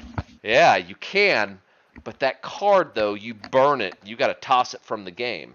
Like, it's out of the game for the rest of Right. this match. Right. And Okay, well, every you have less cards now, so right. you're more likely that you're not going to make it through to the end if you do that. Like, I don't know. It's another one of those games that we mentioned, where it's like, when you first play it, you're like, I don't get it. Like, yeah, I'm playing these 2 cards. Like, what's the big Uh-huh. deal? And then the more you think about it, it's like, oh, there's a big deal. Like, Right. Yeah, you see you the know, game in it too. Like, well, I remember I played the Tinker my first time, and I burnt my hand and I exhausted pretty quickly. It took me about, I think, 2 or 3 dungeons to really see what was going on. And like you said, there is a puzzle aspect of it. And this goes back to a game that plays, in my opinion, as well digitally, or if not better digitally, as it does on the tabletop. Because there's so much housekeeping, especially with Frosthaven. Frosthaven was way worse on the housekeeping side of it. Like, if it comes out digitally, I'll probably play it. But until then, yeah, we box it up. We're like, yeah, we don't yeah, want to do this. Um, yeah. Well, yeah, and I guess I'll say that right now. I'm not playing I'm not playing Gloomhaven or Frosthaven without some sort of app integration, Mm-hmm. or I'm just gonna play it digitally. Because when Now, you and me, and for those that don't know, hey, look up our Gloomhaven videos. Like, oh yeah, we've got a yeah. yeah, we got a bunch of Gloomhaven videos. Like, I actually, well, I played it more Gloomhaven digitally, and that was years after I had played Gloomhaven on the table. Yeah. And it was like, I enjoy this much more because I'm not doing, not just bookkeeping of, or do you say housekeeping? Like, the house, the enemies. Well, he moves Mm. here and he does this. Well, what is this card? There is so much. It is not like, oh, this enemy does it. Well, no. What level are you? Oh, you're level 3. Well, that enemy is this level 3. Pull this card out, rotate it, look at this. These are his Mm. hit points. Okay, he has these cards. Put Right. these cards in his deck. Here's the enemy deck. Well, that's Right. just one enemy. You've got 8 different types You of have a enemy ton on of the different board. enemies. And so you got to sit Right. there, and if you're playing with multiple people, you'd be like, hey, you do the enemy deck, you do this, you do this, you do this. If you're playing by yourself, it's like, oh man, this, or even like Yeah. another player, it's like, nah, this sucks. Like, Yeah. Yeah. like It's just too much, and really another. So who's the game? Before we start crapping on like, no, not crapping on it, but talking about why it's who it's not for. It would be more like I was saying with Mage Knight. It's gonna be probably for the more dedicated person, but because it's Gloomhaven, it's probably a dedicated set of people now. Like before you go and buy something like that, if you're gonna make the tabletop version, be sure you have 2 or 3 other friends that are gonna play it with you yeah, and stick to it and finish it. Maybe even put some money on it, like have skin in the game. Like yeah, everybody goes and or pay for yeah, the at game. least at least two. If you got a spouse, like my wife, when we first got like, hey, we're gonna play this, and we sat Mhm. there, and her and me both. You can't take Gloomhaven in with another person or other people that don't want to take that. They just want to sit there and be like, well, I'm here to play a board game. Tell me what I need to do. I'm like, Right. I just want to do that. No, you need the people like, hey, what can I do to help? You Yeah. need those people. Like, Yeah. oh, can I do this? Or those people that are going to watch the videos, like, oh, okay, I understand how this works. And here, hey, let me take this and we'll do this. And you're doing it together. Like, yeah, don't Uh, go in like, I'm going to take this to board game night. All right. mhm. Oh, the 4 of you have never played Gloomhaven? Let's play Gloomhaven. Like, Right, right. Well, and that's no. another point. That's another point too. You say board game night. You don't. You not only need a dedicated crowd for it, friends. You need a dedicated room to put it in and leave it in. Leave it set up over the course of Yeah. a couple months. It depends how much time you have to play, but a couple months. So like an extra dining room And or if you have something. and if you have cats, Oh yeah. Be sure you have doors on your dining room. yeah. you know. Some of Yeah, us some of us have cats, and the game room is the open area of the house, and can't leave games set up. it is. It That's is why such. that's why Frosthaven sits here in a box. It's like, Well, that's nope. why mine's boxed back up very poorly, as you can see. I didn't quite get it all back together, but yeah, it's too much, man. Like I don't know. It it makes Mage Knight look lightweight, really. yeah, And yeah, yeah, And what I hated about Frosthaven. But now we talked about who it's for and great for, because if it's good for you, it's amazing. It's like absolutely amazing. Easily a number 1 or number 2 game for you. oh yeah, oh yeah, oh absolutely, yeah, Easy. And Frosthaven probably even more so, honestly. Um, but the reason I don't care for it is just every single move almost. Every time a new phase or a new like you go to the city or the town, every time something happened, and I'm speaking more towards Frosthaven because it's kind of in the same. Um, we had to go to the rule book. It's constant. You're constantly going to the rule yeah, book, and I hate that. I like all right, the first few games, like the first 4, 5, 6 hours on a game like that, you go to the rule book, okay, and then but you're still doing it with almost the same volume after several hours of gameplay. yeah. and that really gets to me. So that's, I don't know. I have a lot to interject there because it's not on my list, so All I right. can interject on it. Well, thanks for pooping on my number 5. That was my number Fr- 5, right? Frost or Gloomhaven. Now I'm pooping on Frosthaven, not Gloomhaven. All right. So that was my number 5, Gloomhaven. Gloomhaven. That's a good number 5, though, man. So many good memories. I beat that game twice now. Once with you, once with Jeffrey and Jason. Tabletop version. So good. I've only beat it once. That's so good. And actually, when you and me beat it, we actually beat Jaws of the Lion and Gloomhaven. We did. And I think we beat it without realizing we beat it too. The digital version. Yeah, I think we finished the game and then played at least 10 other Or side missions quests. before it was like, Yeah. wait a minute. I think we went to RimWorld after that. But yeah, Yeah. another thing is accidental rule breaking. Another reason why I think the digital version is better. There were a lot of things that I learned that we were doing wrong in Gloomhaven when we originally played it because the rules were Oh, fixed yeah. in Gloomhaven Digital. Armor's like a big one. Yeah. Armor's a big one, and movement, like as far as AI moving through you, I think there were a couple other things. Yeah. Anyway, my number 5. This is a strategy game. I'm reading this off a list now because I don't actually know what it is. Oh, I see. I gotta grab the box.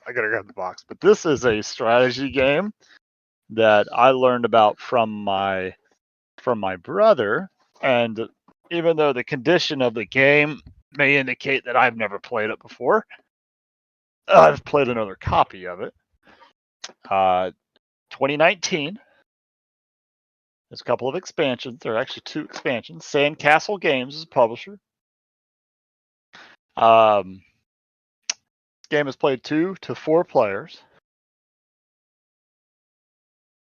I don't know if you've ever played this before. It's played using essences, gold, pearls. You buy various artifacts.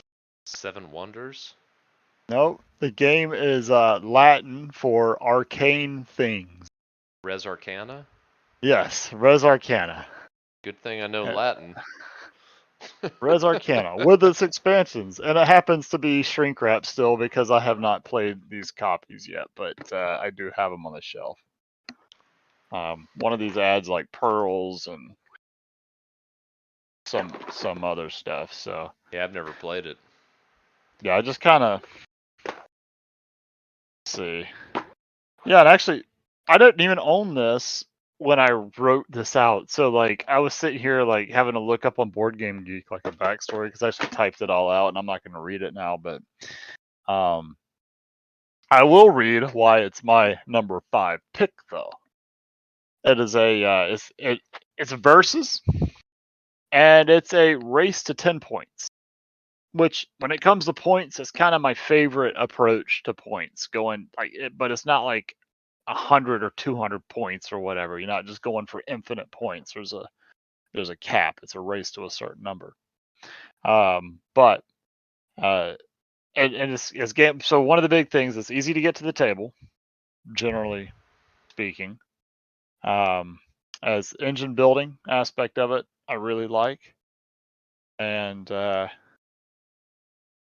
it's another one. Another thing I like about it too is easy to play multiple games back to back, which I can't say about a lot of games that are on this list. But Yeah, actually makes it. I've never played this game. I get Mhm. this game mixed up with another game, which I don't. The other game is something. It's about like libraries or something. Like, and I don't. But it's another Latin, I think, title game.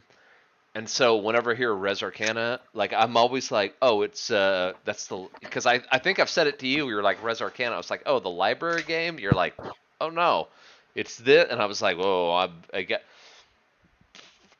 it mixed up every time, and I got to look up whatever the Pax Libra or something. There's some library game. Hey, if you know, comment in the comments section, Davis.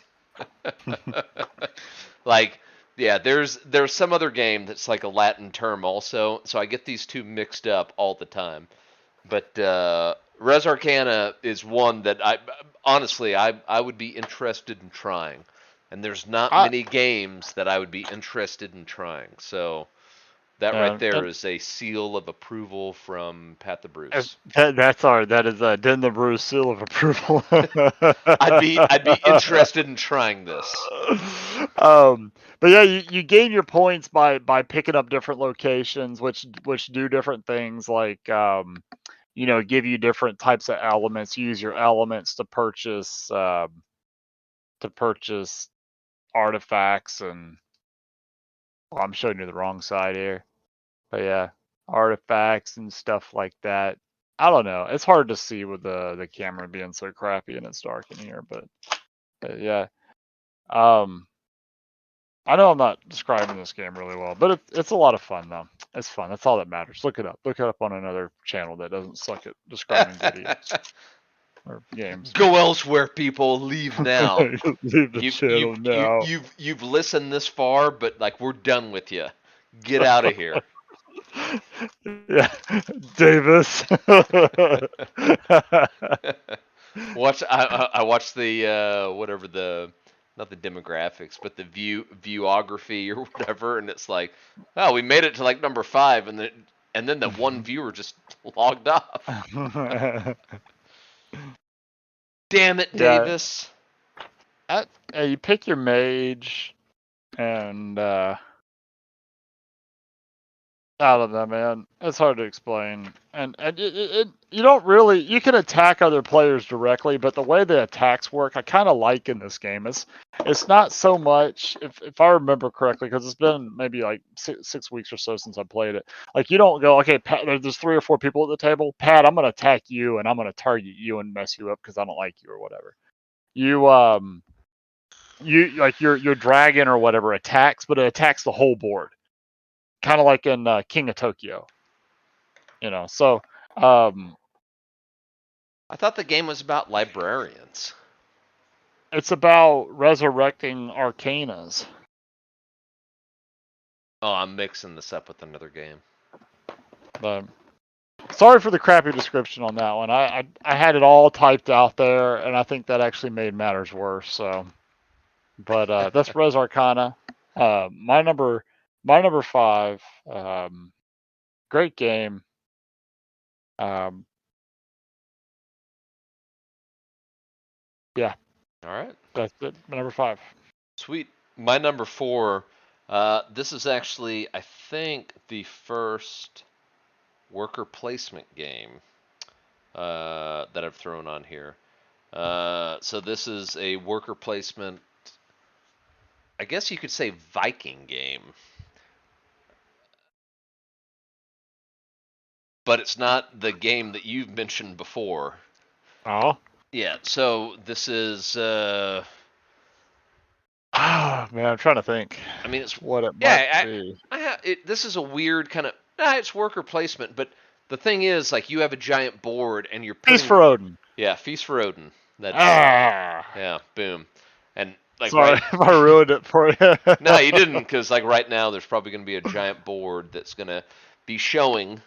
I'm going to throw it up. And anyways, there's a giant board. It's got all the different jobs that your workers can do, and you're gonna throw your workers on there. You're gonna send them whaling so they can get whale blubber, but it's like, yeah, but it's like a Tetris game too, though, because when you start the game, you're sitting at like negative. I think it's around like 80 points, 76, whatever it is.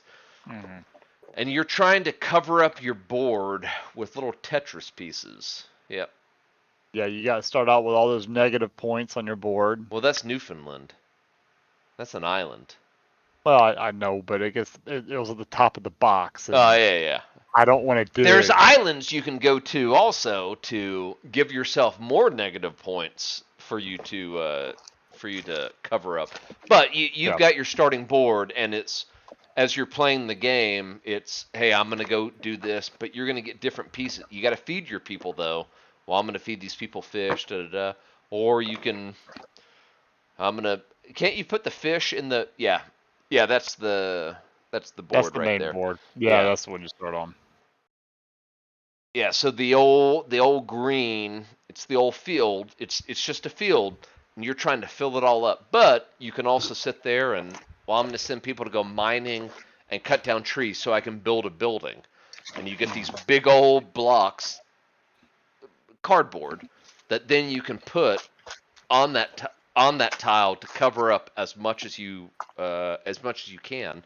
But then even those have some -1 spots that you're trying to fill up the inside of the buildings. Right. Feast for Odin is one of those games that the first time you play it, it's like you'd be like, okay, I think one of us won. How many points you get? Oh, I got 2 points, Yeah, and right. but then the next time you play it, oh, I got 12 points. Then the next time you play it, you're like, I got 35 points. Then the next time you play it, you got 70 points. That's one of the first games that I started in the inside of the game box. I would write who all played, and I would write our scores down just to prove the more you played, it started making more sense, and you would start get, because when you first play it, it's simple. It's a simple game once you learn how to play it. Like, oh yeah, I Mm. just do this. But then it's like, man, I got -5 points. Like, we just played the game. I got -5 points. Like, oh yeah, it sucks. Then you play it again, and you do something better.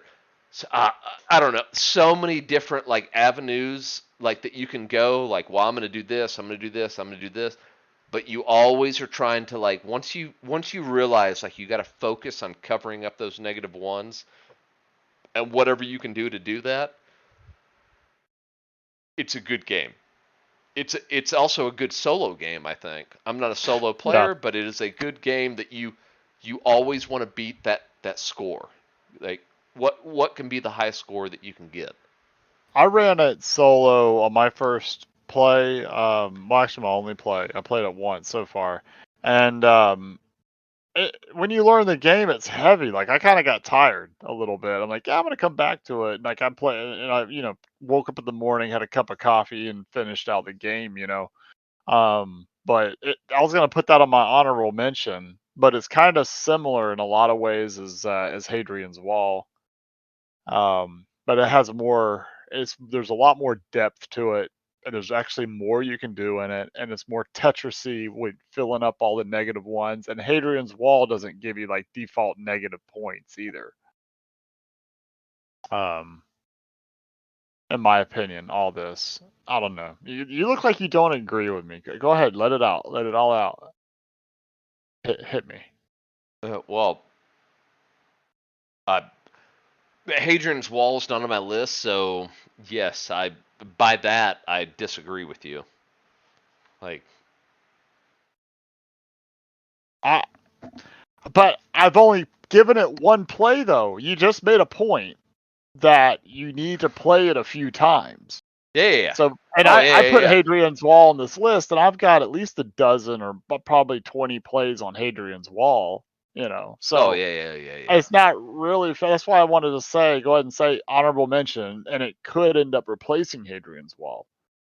Um, or Hadrian's Wall is so easy to set up and play, though. Like that, that's and that's one of those things where it's like a weird kind of. Hadrian's Wall is such a simple game. Like, hey, we can do this, and you can knock it out, and you could knock that game out in 30 minutes. You know what you're doing. right. Feast for Odin. When me and the wife, we knew what we were doing. 45 minutes to an hour. But we were boom, boom, boom. I'm doing this. I'm doing this. I'm doing this. And I don't think that really included uh, breakdown, like setup Mhm. and breakdown. Once you have it set Right. up, it's not too bad. But the breakdown of putting everything. But we could do a game in an hour. But that is, if you can do Feast for Odin 2 players in an hour, like that That's pretty is good. like that is you're moving.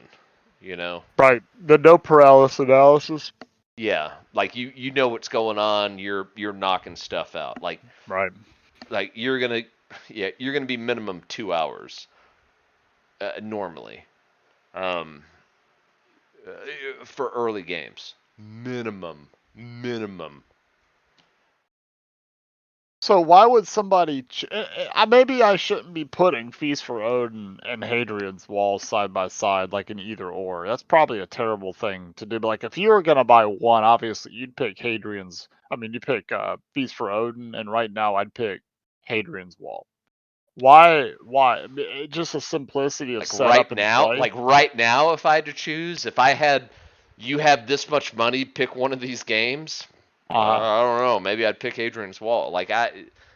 That's there's too many variables in that question, yeah, I yeah, guess. yeah. Yeah. That's Like if you know, I could only have one game and that were my only game, it'd probably be Feast for Odin, sure, because there's a lot more you can do with it. yeah, But I've got to be like, if you had a sliding scale of how much game I wanted to play, like I want to play a board game, how much of a board game? Like with like I don't know, something in the equivalent of Dixit being like a 1 and then Frosthaven being a 10. Like how much of a game do I want to play? yeah. Usually when I want to play a board game, I'm sitting around a 4 usually. I don't want to take out. I've got the big table topper and all that. It's sitting right here. Yeah. Where are you? Right there. There you go. It's that massive table. So if I want to play Nemesis or something, that would be like a 6 or a 7. I'm gonna take that table topper out, put it on my table, roll out the big neoprene mat and everything, and that's probably like a 6 or a 7. But Yeah, I could most see of the that. time, I'm sitting around a 3 or a 4. And then Feast for Odin's probably like a 5. So it's just a smidge over. That's kind of the reason why. Because I enjoyed Feast for Odin when I played it. I liked it a lot. It was just a little bit more board, like table space. I almost felt like I had to go and set up at least part of the board game table. I could see that. I could see that. Anyway, what I'm saying is you're wrong. All right. Well, that was my number 4. Number 4. Number 4, Feast for Odin. Yeah, it probably soon to be after a few more games. Probably soon, I'm probably gonna be slapping that on my. I don't know. We'll see. You actually have space to play games too at your house. I don't really have that much space. I live in a mansion. Yeah. I So have I have entire wings that aren't used in my house, and it irritates me that I'm paying for these maids to go and they stand next to the rooms. Like, like just in case someone shows up and they'd be like, "Oh, here's your fresh linens. Let me set it up." So irritating, man. Like I walk down annoying. there where I'm like, "Hey, you know what? I'm gonna walk down there to one of the bathrooms," and one of the maids is like, "Oh, sir, welcome to welcome to the den, blah blah blah." And I was like, "What? Are you kidding? I'm Pat the Bruce." She's like, "Oh, sorry, sir. I've never seen you." I like that story. If I had a maid, I would have them set up board. It'd have to be somebody who knew how to set up my board games. Just Like I'm like, I set want to this play game some up. Nemesis. It Yeah. wouldn't be just that. It'd be like set it up, and you're gonna game master it. Even if the game doesn't require a game master, you're gonna game master it. You're gonna be like the Fantasy Flight Games person that's like, okay, now we're gonna do this and this. Okay, all right, round one, ready? Like it doesn't matter what it is. It's like I want a game master on any game, like, because then I can bring people over. Like, hey, we're gonna play a game. Well, I don't know how to play it. Don't worry. I actually thought about. I got a guy. I actually. I got Rodney Smith that's gonna he's gonna run like a rules explanation, and then and then someone's gonna run the game for it. Actually, no, it's Rodney Smith. Rodney Smith is, this is his job now. He lives in my house, and And meet the crew. Yeah, I want to one like really though do like a board game night uh, once a month, and you hire somebody to like a server for the night, for a few $100 or whatever. It'd be pretty cool. somebody to like walk 15 feet and get your drink for you. I want that job. Give me that job. I'd do it. But there's a rule: you can't have fun. So my number four. My number four. This is a deck builder, and this is popcorn. Oh, I gotta get. Released year 2022. There is an expansion for this game. I'm gonna start talking really slowly while I delay.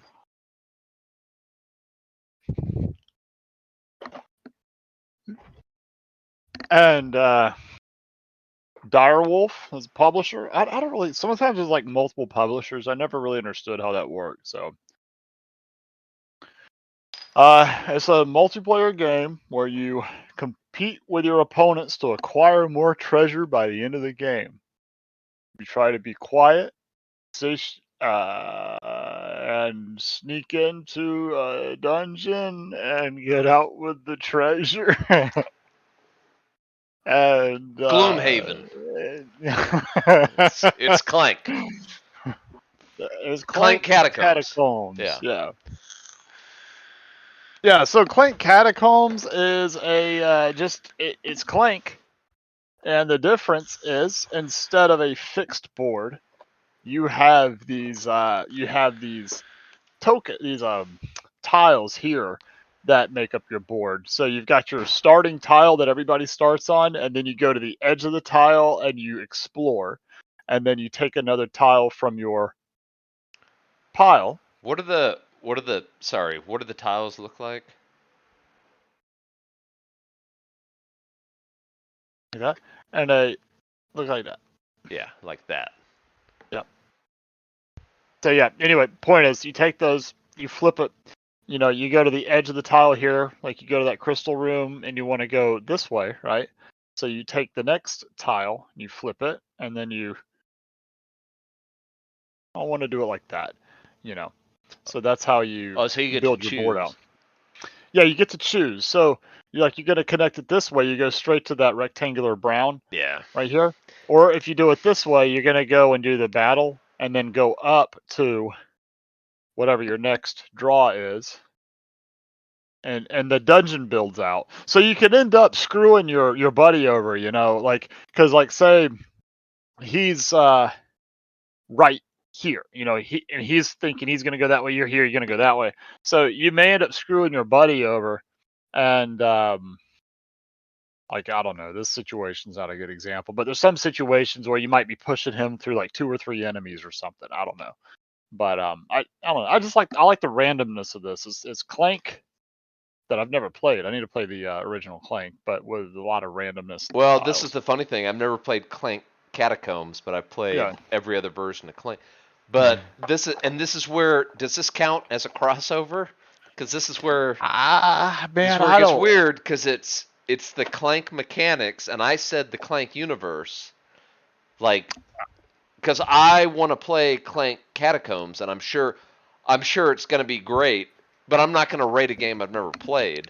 I'm saying Clank as a whole, the Clank mechanics, because I'm assuming it's the same Clank mechanics, minus the dungeon, because that's the only thing in the original Clank is you got a static dungeon. At some point, it's a static dungeon. You randomize where the treasure's at, and you don't know where certain treasures are because they're face down. Right. But this is one where it's like, Catacombs, when I saw it, like, this, a randomized dungeon that you're going down into. I don't know. I think this is the first crossover. It's just a variant of the same exact game, pretty much. So Yeah. I would say so. And personally, I like the randomness, and I can see the appeal for both. Yeah. So, and also, I think the box on this one, like, I don't know, size is a big deal to me, believe it or not.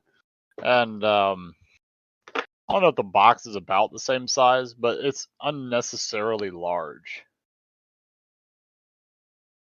because the tiles were so small. Like, this thing, I think, could have been fit in a smaller box. I don't know why that's a big deal to me, but it is. Look at all that wasted box space. Look at that. I'm sure there's a reason for it. I Just think there's actually rip the insert out. yeah, I could. I think there's I think there's like a standard box size that people like, and this just fits it. So I know Yeah. some people No, like there those like are like board game. There's a standard, so it sits on your shelves better. They're all the right, standard size. Yeah. As long right. as it's Instead of not a having metal like this, tin, then they suck. instead of having this janky mess, where you got one and then you got that sitting next to it. I don't, Yeah. it would be nice if they were all about the same size.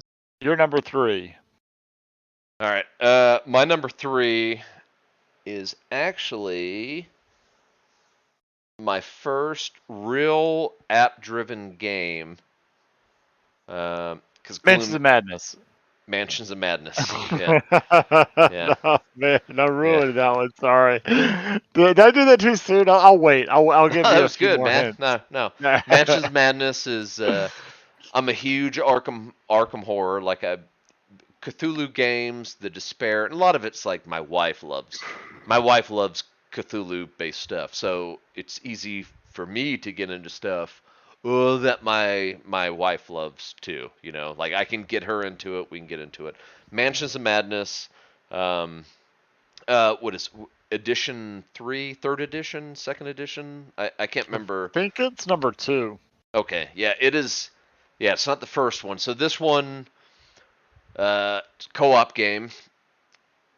You do require an app, so you need your phone, you need a tablet, you need whatever.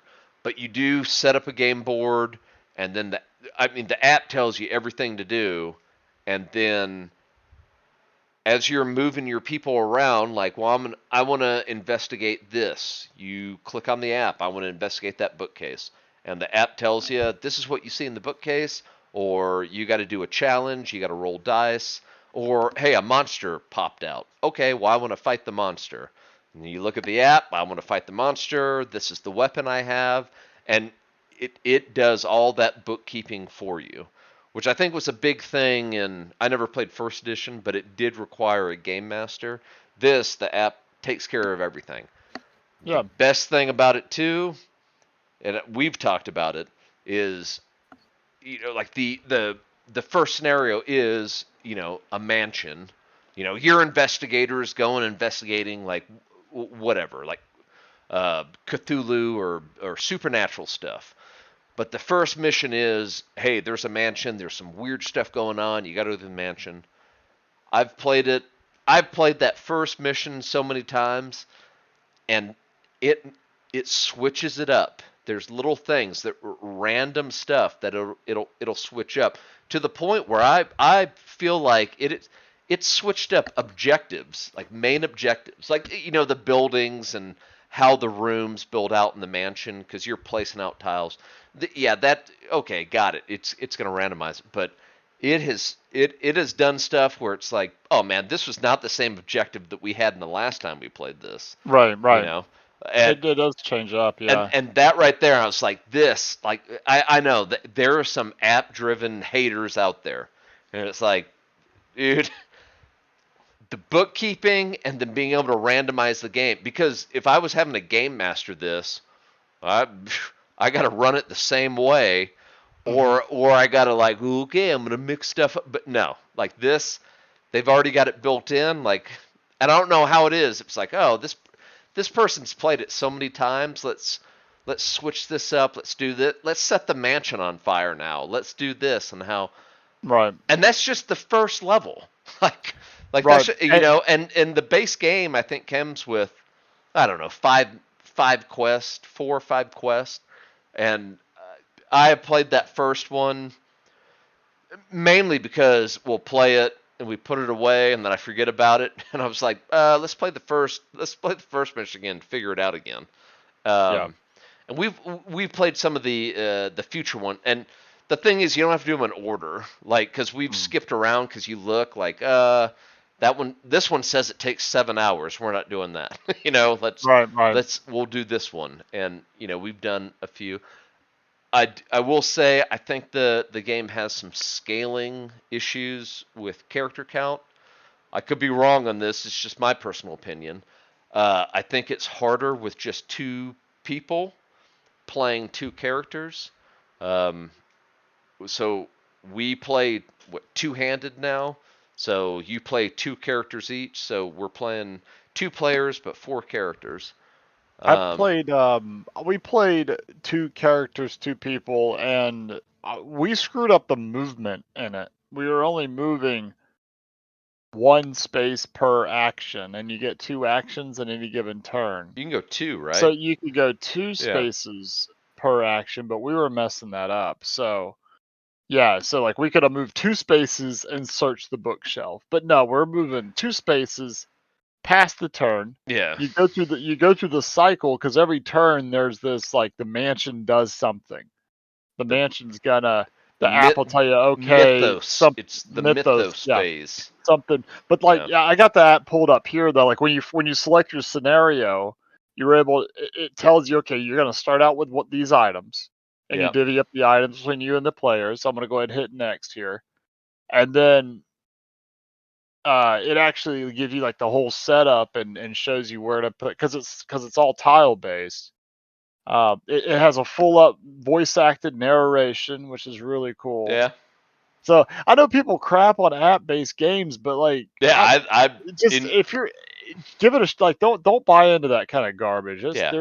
they I are get it when people are like, well, one day that app won't be available for you, and it's like, yeah, okay, uh well, when that day happens, I'll throw the game away. like yeah, right. yeah, the game it doesn't work, but I get it. It's one of those when we go back to it. If you're a person you can only buy one game, okay, maybe this isn't the game for you. You're living off the grid like out somewhere. Okay, Mansions of Madness is not the game for you. Right, right. I Yeah, I and games like I say Axis and Allies, no app for that. How often do we play that game? You know, like it you know, you play it, enjoy it, and you're done with it, you yeah. know. Now, if But the apocalypse happened and you and me are out in like a tent somewhere this will not be an apocalypse game. and we have nothing else to do and we have a copy of Axis and Allies, you and me would probably play Axis and Allies every day. And also, we'd But probably modify the rules. Like, so Mansions of Madness, we would figure out a way to DM this game without an app, probably. Like, I don't know. Maybe not. Maybe version 1 has all the stuff in it or well, no, I something. mean, yeah, you would because you have all the tiles, you have all the monsters, you have yeah, Hmm. yeah, yeah, But, yeah, the app, like, shows you, so you can click on, you know, the different rooms and you're going to search them and, you know, it shows you. yeah. And I think it even tells you like this takes an action. Are you sure? Yeah. Like, uh, it's got like so many interest. Like, because I remember I did a murder mystery where I went to a house and a murder happened, and we're because I was thinking like, oh, you're gonna go in, it's always gonna be monsters. Nope. This one was you're moving around and you're interviewing people, but then it's like, well, and I was talking to my wife like, all right, I'll interview the people. You go search the rest of the house because you got to explore the house because explore the house. We got to get those tiles out. Hmm. So she's exploring to figure out the the lay of the land, and I'm sitting there like interviewing people, and we're taking notes. And then at one point, it's like, all right, who do you think the murderer is? And it's like, and I remember we figured out it's like, it's this person. Boom, it's this person. Bam, and whatever it was, either that monsters popped up, but we had the lay of the land. Like it was, I don't know if I want to say it's a good couples game because it's a good couple game for me, Hmm. but it's a good yeah, it was a good game for me and the wife like sitting there playing. It doesn't necessarily like some of those games where it's like, well, I don't have a game party, I don't have a game night. I play the majority of my games two players, and I don't know. Mansions of Madness, solid game. I want to add to that though. Mansions of Madness is easily soloable with an app. Like if you just want a narrative game, like and Yeah, you want to run through it, play it solo and use two investigators. It's not a whole lot of bookkeeping or anything with it. You know, trying to manage the two characters. yeah. Um, it would be great. And then also, I'm counting here, I think 6 expansions for it too, and they're kind of pricey. They're like, the expansions are about the price of the base game, but they probably add as much stuff as the base game Yeah, and has, and they per and they expansion. add those the app quest. Yeah, Because and most of them are not like you're buying them and you get like one quest. It's like, hey, you're buying this and you're gonna get like 3 to 4 different it comes with quests. the minis too. This game comes with full up, like, good, decent minis, so, Yeah, um But but yeah, I like when I find a game that I like enough, I'll go and start like printing out the like different holders for the chips and upgraded chips and stuff like that. And it's one of those games I'm thinking I might go and print that stuff out. It's a lot of fun, yeah. and yeah, it's good to play with a. You gotta like co-op games. Um, and you've got to be okay with the app-driven thing and not buy into the whole anti-app garbage. I Um, do house rule. There's because your characters can get wounded and get insane, right? There are insane cards like when you flip them over because wounded you flip them over it whatever you take less actions. The but insane cards when you flip them over, only you as the player looks at them and it'll say. And I think some of them actually are like you have turned against the other players, you kill them, you know. But there's one is I'm like I house rule that when you flip over an insane card, you just ignore what's on it. One of them says you can no longer talk, like you have lost the ability to speak. uh, So you like flip it and you look at it and it's like you can't speak in the game anymore. And I remember like me and the wife playing and I flipped it over and it was like, oh, okay, put it down. And so now I got the wife like, okay, do you think this? And we do this, and I'm just looking at her. She's like, well, what do you think about this? And I'm just like nodding my head, like, oh. she thinks you're mad at her or something. Well, and that's the thing. It hit a point where she's like, well, why don't you just talk? And I'm doing the, pointing at the card, and then she's like, just say something, and it's like, all right, this is stupid, this is stupid. So either you gotta like let everyone know, hey, there is a card in here that if you flip it over, it says you can't talk, or you flip it over and just you don't do them. Like Well, that's I don't do any of the insane cards. It's like yeah, I don't care. Like I flip it over. If I flip it over, it's like whatever. I'm on my second, my second flip or whatever. Like I'm not doing this. it is interesting though. Like, if I think that's one of those cards that's good to You tell got to let people people there is. know. Yeah, there is a card in here. It says I cannot talk. So if you start talking to me and I'm not talking, and I just drew an So insane card, yeah, you should you know. know, I I'm not probably mad at you or what. I'm I not went being weird. insane. But we didn't know that, and I was like, "Well, I'm going to play the game like how it's meant to be played." And then it's just like, "Well, what the?" And I was like, "Wow, this is dumb." Now, if And it was Jen enough knew, that I was it like, might be different. "Wow, man, this is Yeah. like,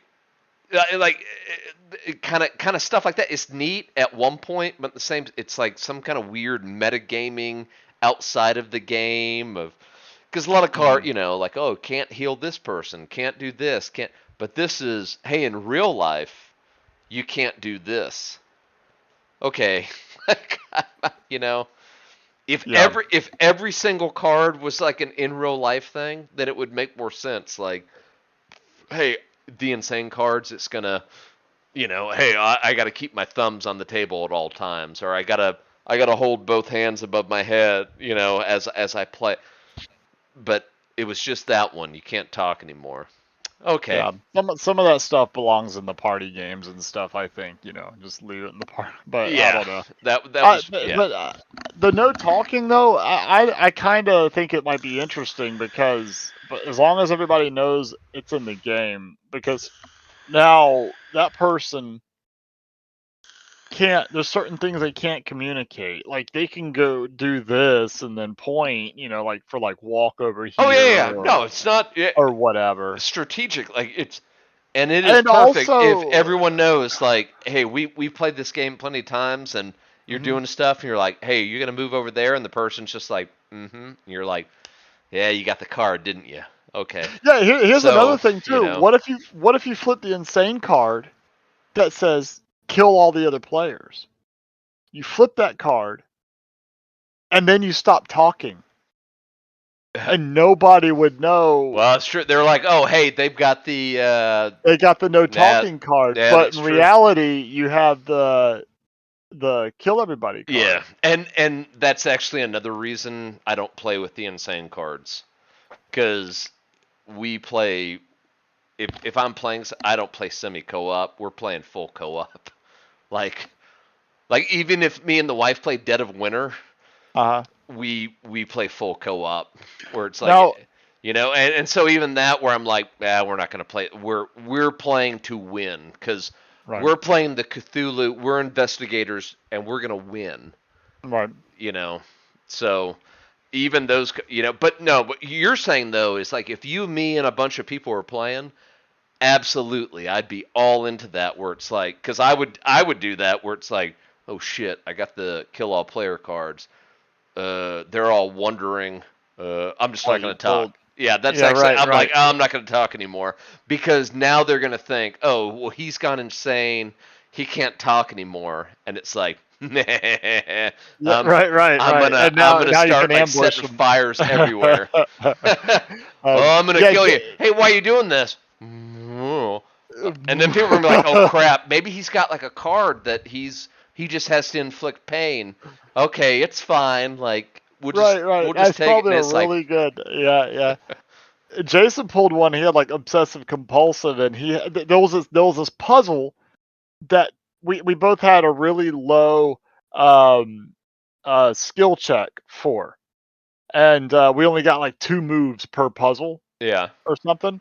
But it was one of those puzzles where you had to put things in order. You had to move these tiles and yeah. stuff, and it took like a dozen moves to get the puzzle right.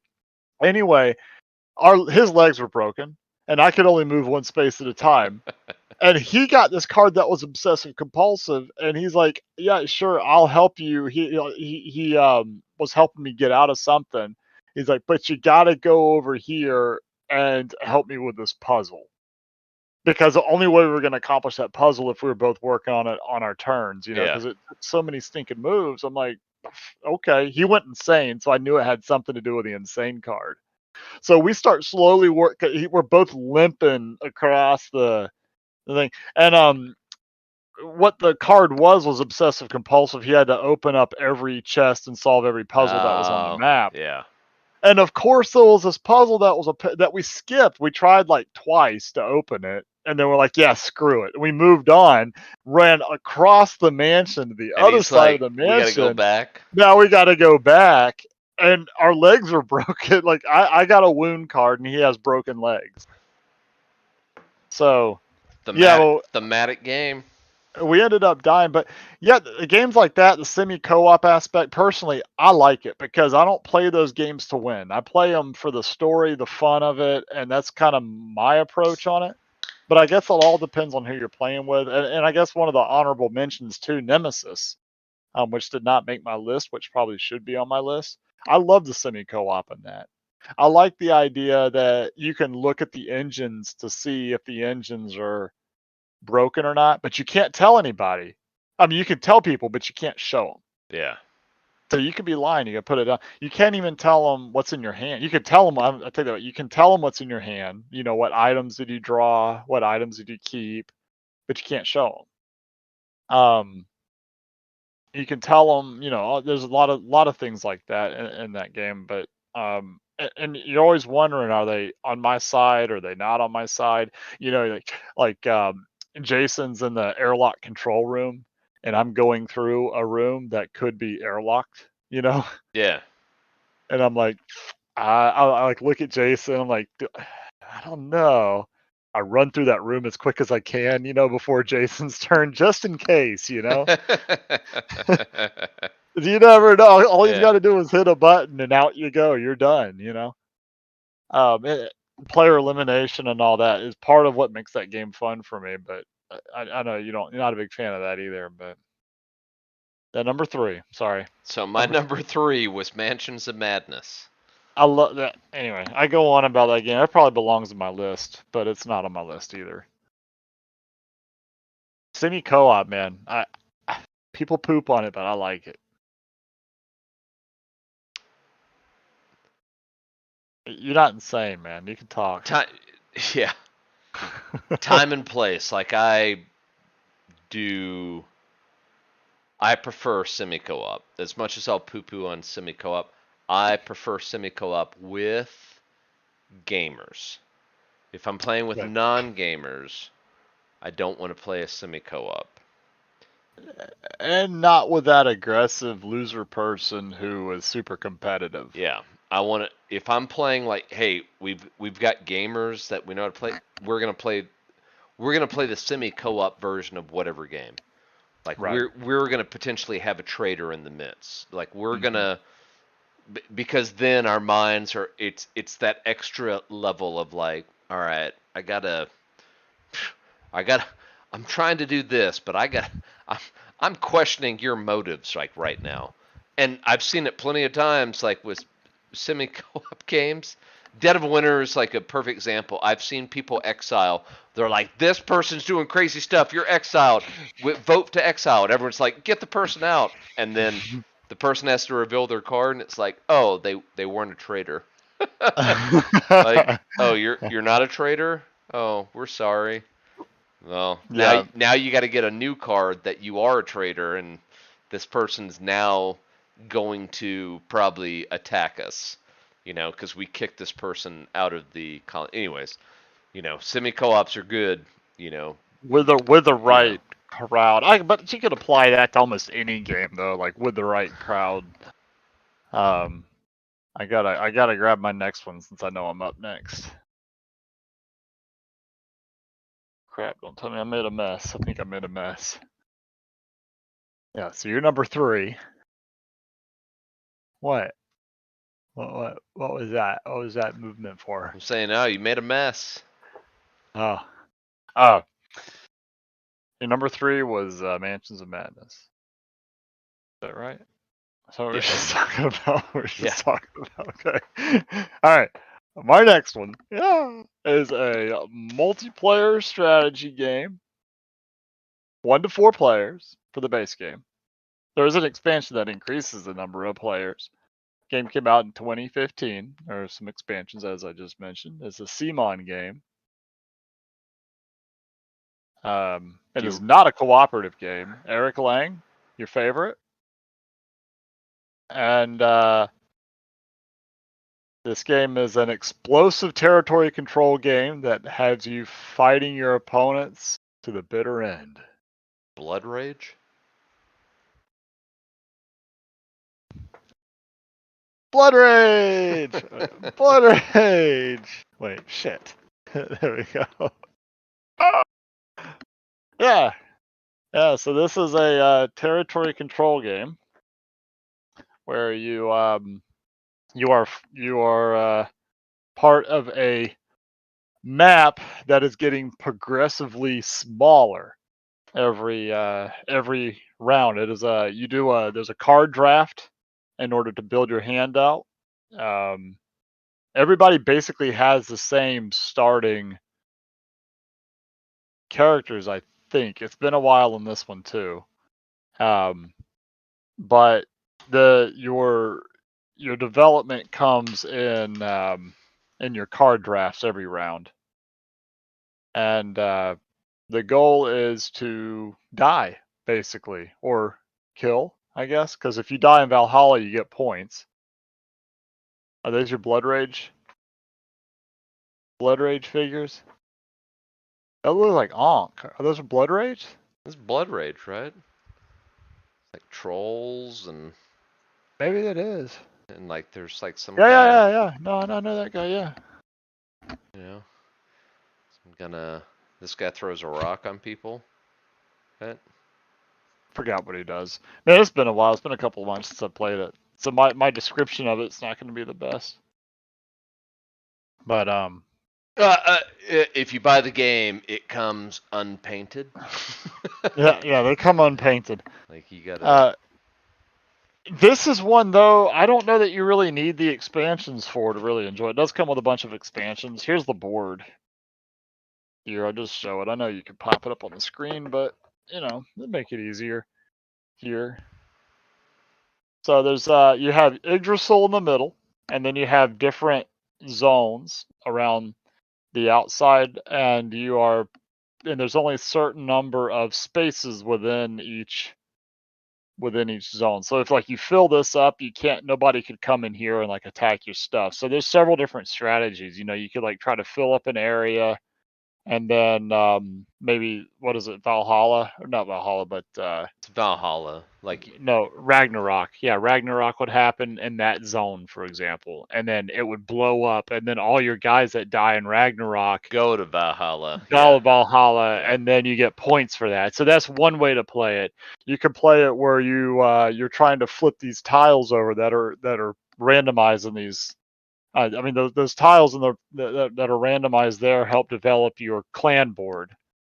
Your clan board is how you increase your army size. I think let me see here. Yeah, your clan board. You get more rage, which is more action points, is all that is. Um, and then you get more glory so you fight battles, and depending on how much glory you have, which is another stat there, an upgrade stat. So you've got your rage upgrade stat, your glory upgrade stat, and your army size upgrade stat. So you find those little white squares I was just showing you on the board, and as you flip those over, you may have like upgrade. There's different ways to upgrade your clan. Is all you're doing there.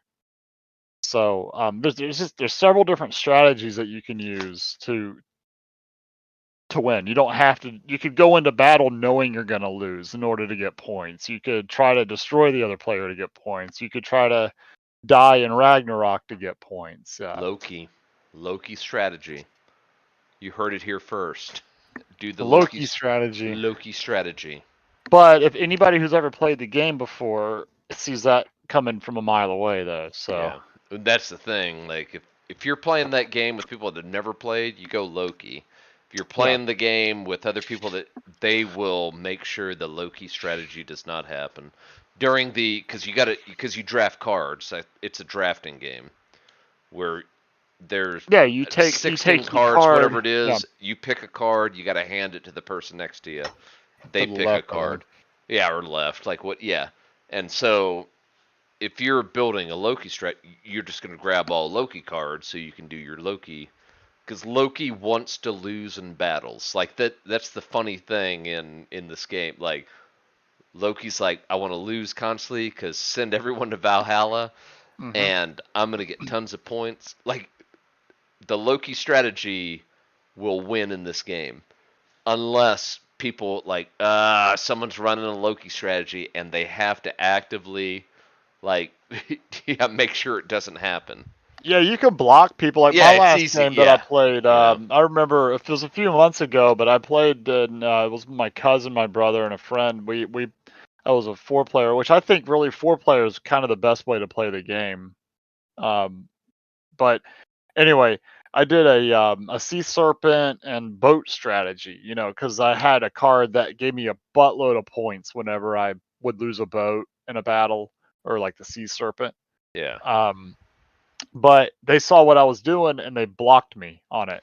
So you yeah, got to be smart about, and you almost you have to have like a main strategy and then like a plan B strategy.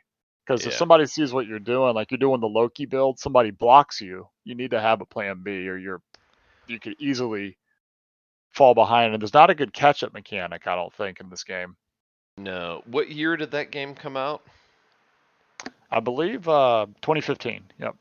So, uh, the last time I played this game was 2015.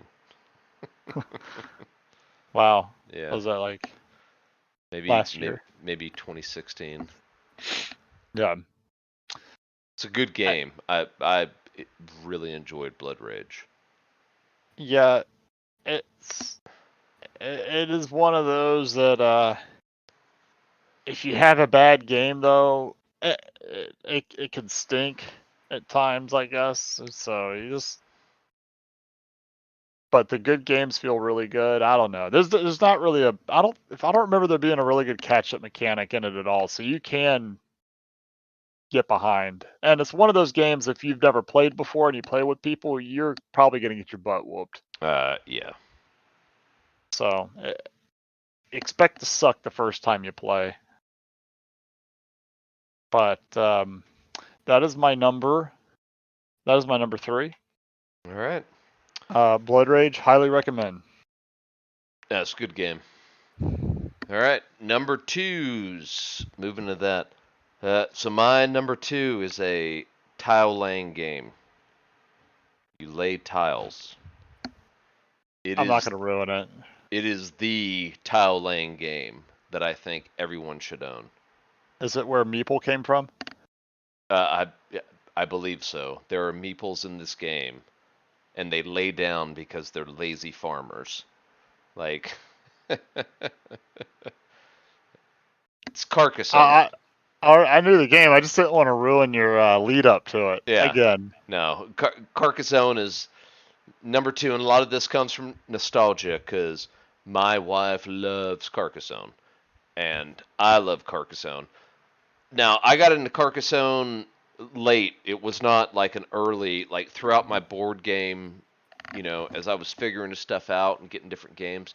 It was probably like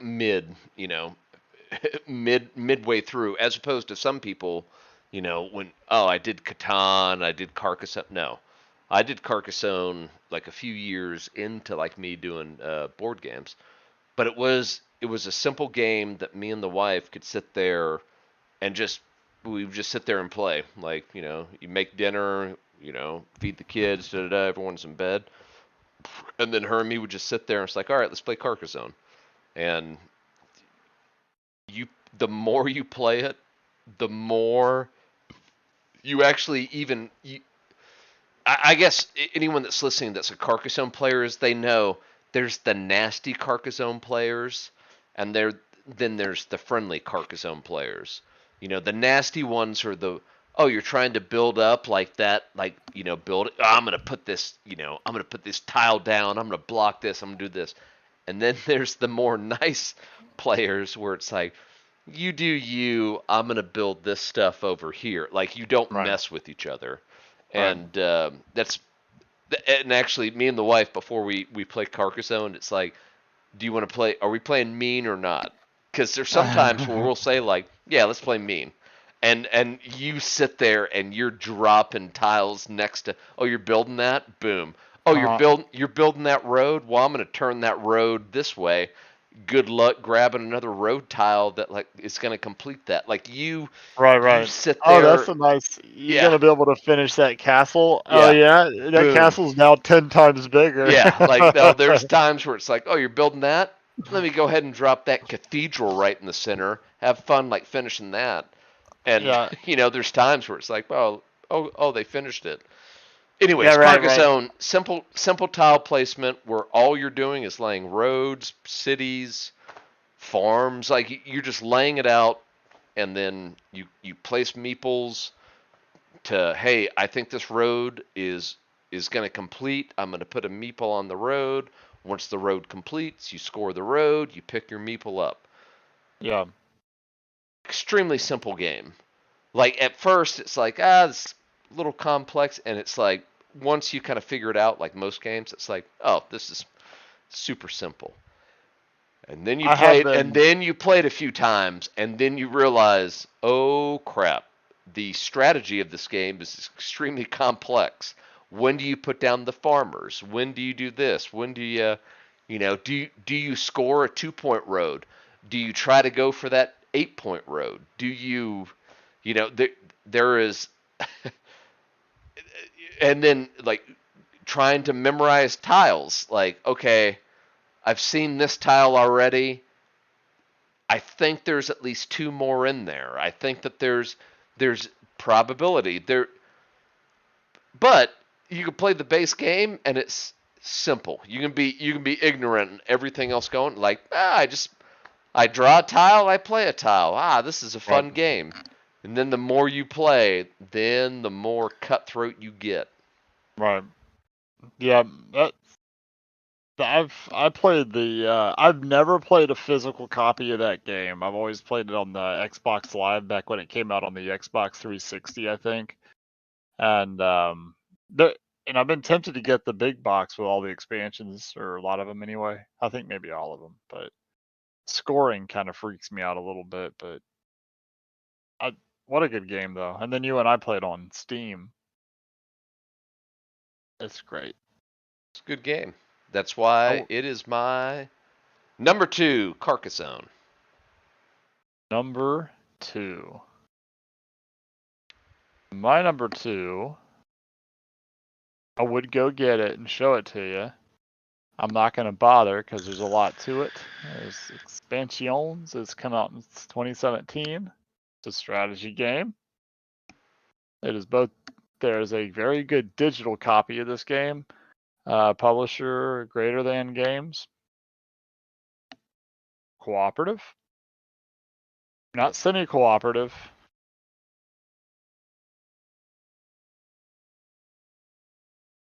Your characters are spirits and the inhabitants are their worshippers. I know.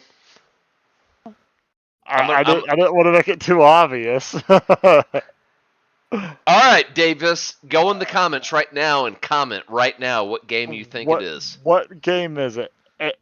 This game takes place on an island. There's spirits. There are spirits involved. So Spirit Island is my number 2.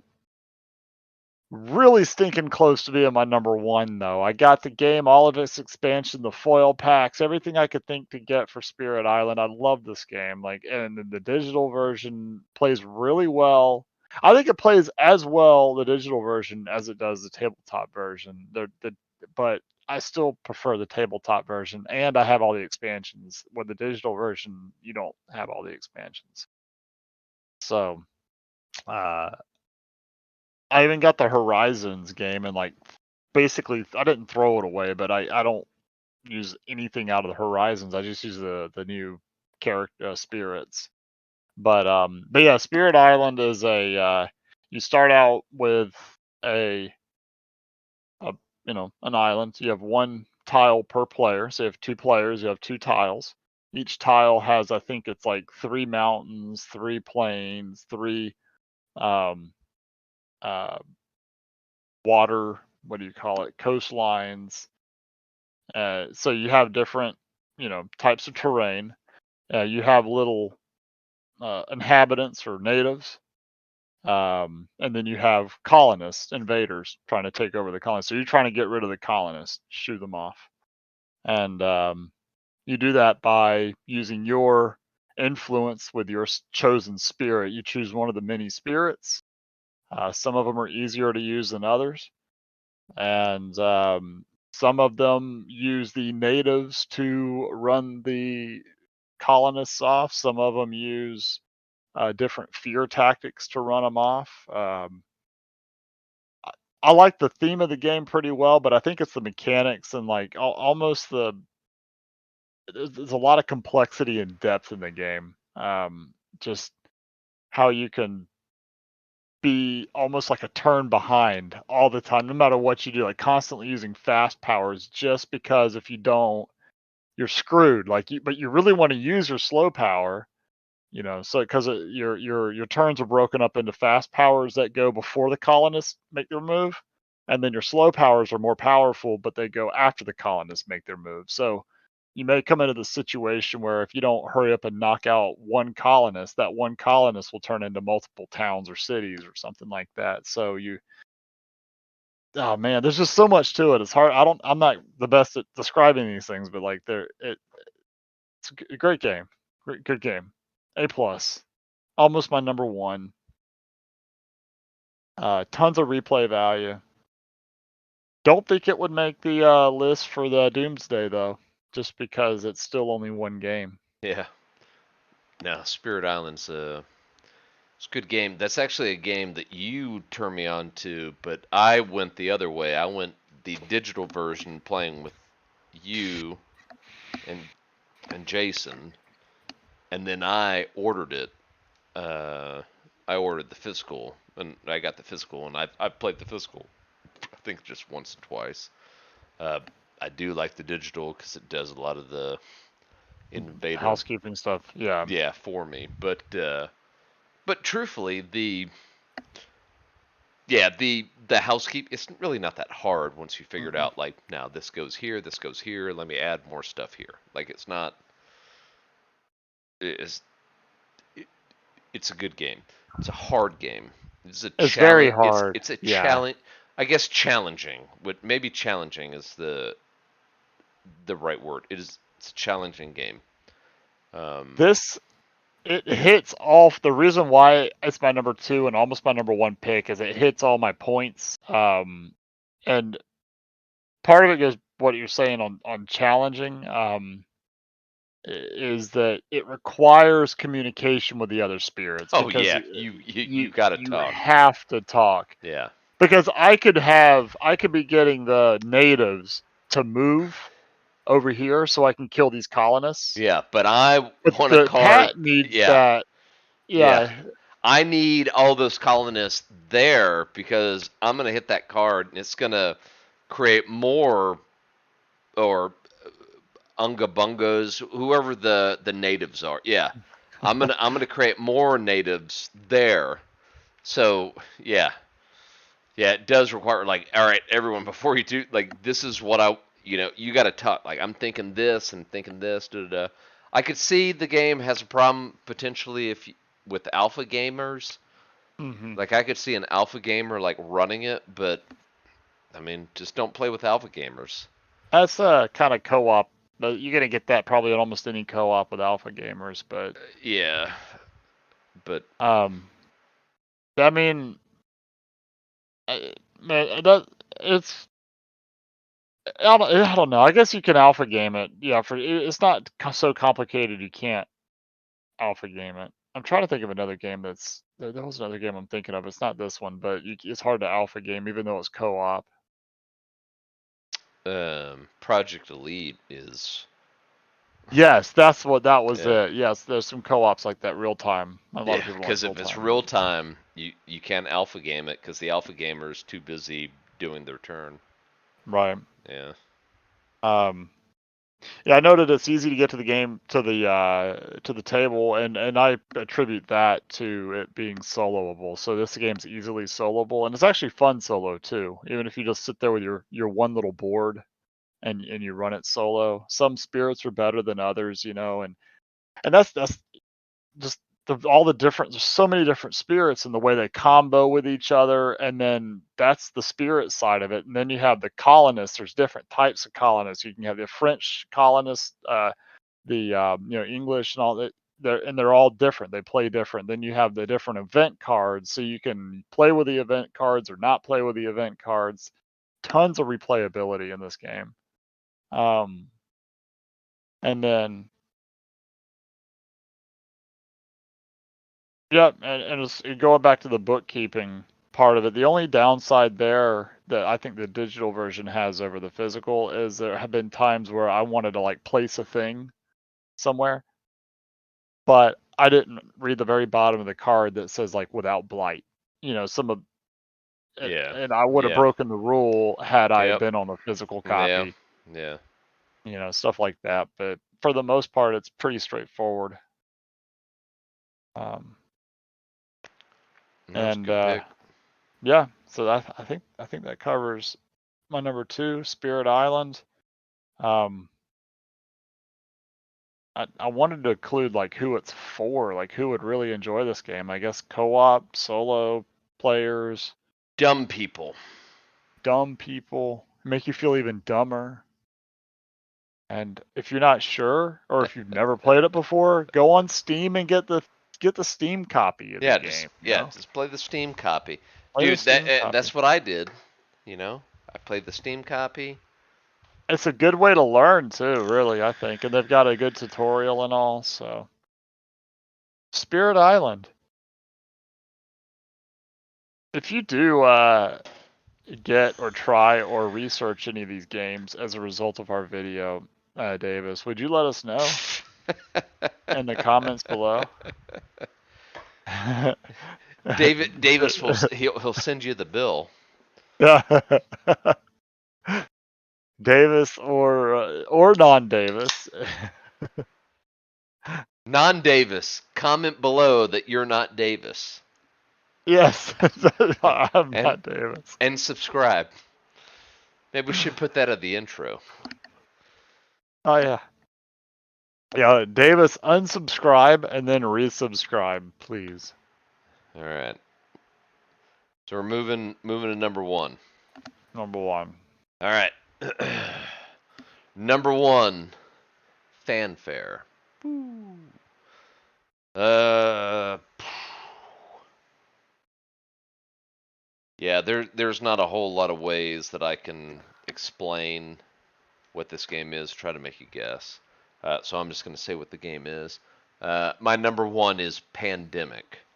Like, a lot of this, some of this may be like nostalgia, where it's like this is one of the co-op games that me and the wife like actually like, boom, this is great, and do it. I have played this game more than any other game. Like, Pandemic is a game, the universe of Pandemic, regular Pandemic, but then the Pandemic Legacy series, season 1, season 2. Still not done with season 0, like probably about halfway through. But Pandemic and the expansions, we've added them all into like the base game. We have played Pandemic so many times. Pandemic's a game that, people come over like, hey, we'll play Pandemic.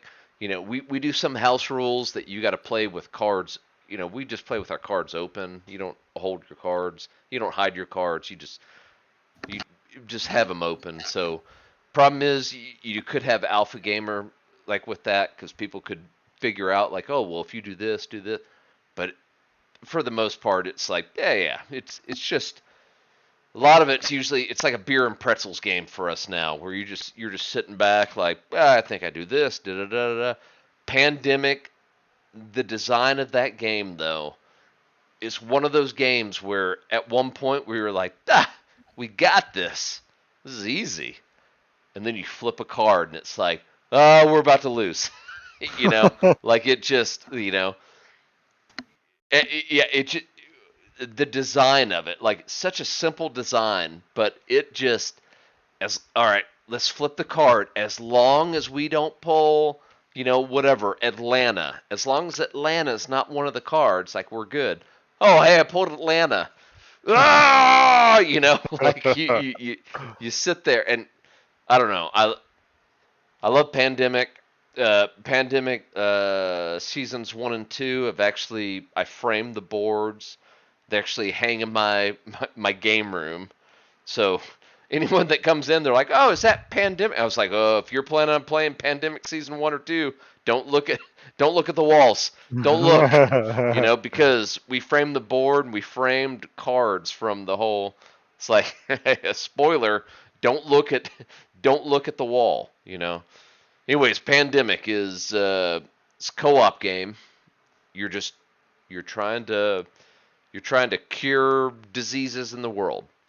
Um, yeah, that's my number 1. There's not a whole lot else to say about it. I love Pandemic. I'd play Pandemic. If at any point someone's like, "Hey, let's play Pandemic," okay, Um, my experience with Pandemic was before I really got into learning my own. So board games. I guess I had a couple of different. I played board games for a long time, but um, it's only fairly recently that I started picking up board games and learning the rules myself as opposed to somebody teaching me the game. Um, so I picked up Pandemic to play with my wife, and This was in like 2016. We lived in Destin, and it was, we were just trying to find something to to do together. Picked up Pandemic, and I sucked at I still suck at doing rules. And I kind of had a bad first experience. I tried to go through the game with her, and it was awful. I didn't enjoy it. She didn't have fun with it. Boxed it up. Never played it since. And I need to try it again. Now that Yes. and watch some YouTube videos or something and learn how to play it and Yes. run through it. Maybe a board game night or something. But it was a while ago. Yeah, this is before we moved to Pensacola, so I had to have been like 2015 actually. Maybe. When did that come out anyway? I think it was like 1882, I think. Let's see, 1882. Yeah. It was around 20 years after the American Civil War, I think. About 2000, 2008. Oh, For a okay. serious answer. I was close. Serious answer. I was I was close. So you're number one, Pandemic. That's a big difference, I think, from the last top 10. What do you mean? I don't remember Pandemic. We didn't do a top 10 board games? I thought we did. Oh, we did a top 10 video games, I think, Yeah, maybe. co-op video games. I don't remember these things. You ready? Yeah. My number one game. This game is a dice builder. You should know what it is right off the bat, I think. Released 2017, has tons of expansions. I mean, I know plenty of dice builders. This, oh man, once I tell you who It's too many bones, is what you're talking about. yeah, okay, so it's, I'm not gonna grab it, but there's a ton of them, all the expansions and all that crap. It's like most of that shelf right there. Too many Never. I've bones. I've never played it. Yeah, great game, man. That's actually one that I would have to include on my list of games that if we had 5 games we got to play together, I think that would be one of them. That That's the next. during That's the during next during a list. visit, I think. But so too many bones. Yeah, it's a dice builder. It's a you pick a character. There's a bunch of characters to pick from. The goal is to get through the. It's kind of an adventure. You're gonna go and you have multiple encounters. It's a co-op. It is a co-op, full co-op, and it is soloable as well. Like a lot of co-op games. But the goal is to kill the nemesis at the end of the dungeon, basically. You call it a dungeon, but it could be like, you're going to have several encounters before you get to the dragon or the whatever nemesis you choose. And you level your character up as you win, victories going, little battles. It's almost like a dungeon crawl in a way, I guess. I think it's kind of a dungeon crawl. It is very hard. It is a very difficult game. You get like one chance to lose, and then after that, if you lose again, it's game over. It takes about maybe 3 hours, 4 hours to play a game. And the entire game takes place on a mat about that big, which I'm not going to unbox it to show you, but it's not that big of a mat. I think it's like 4x4 hexes, and not hex but circles. And you have you have range and melee characters. The enemy is the same. They start on the top 2x2 or 2x4 section, and the allies start on the bottom 2x4 section, and you just kind of it's a simple, in terms of movement. It's not like a massive map or anything. Yeah. You roll your dice. That's how you determine hits and misses. And then as you level your character up, you take certain dice and you slot them in your little character board. kind of like you level up. So you're going to take on an ability. Say you're going to take on like an axe strike or something. Instead of just using a default roll, you get to pull the dice from your axe strike and roll that, and in addition to Okay, all right. Yeah. your but the axe strike's going to be really powerful, and you can I wasn't happy with that axe strike result, and I don't really want to burn my axe strike, so you can take it and then slot it back. You don't have to use it. You can just use the default rolls. I think there's defense rolls. Um,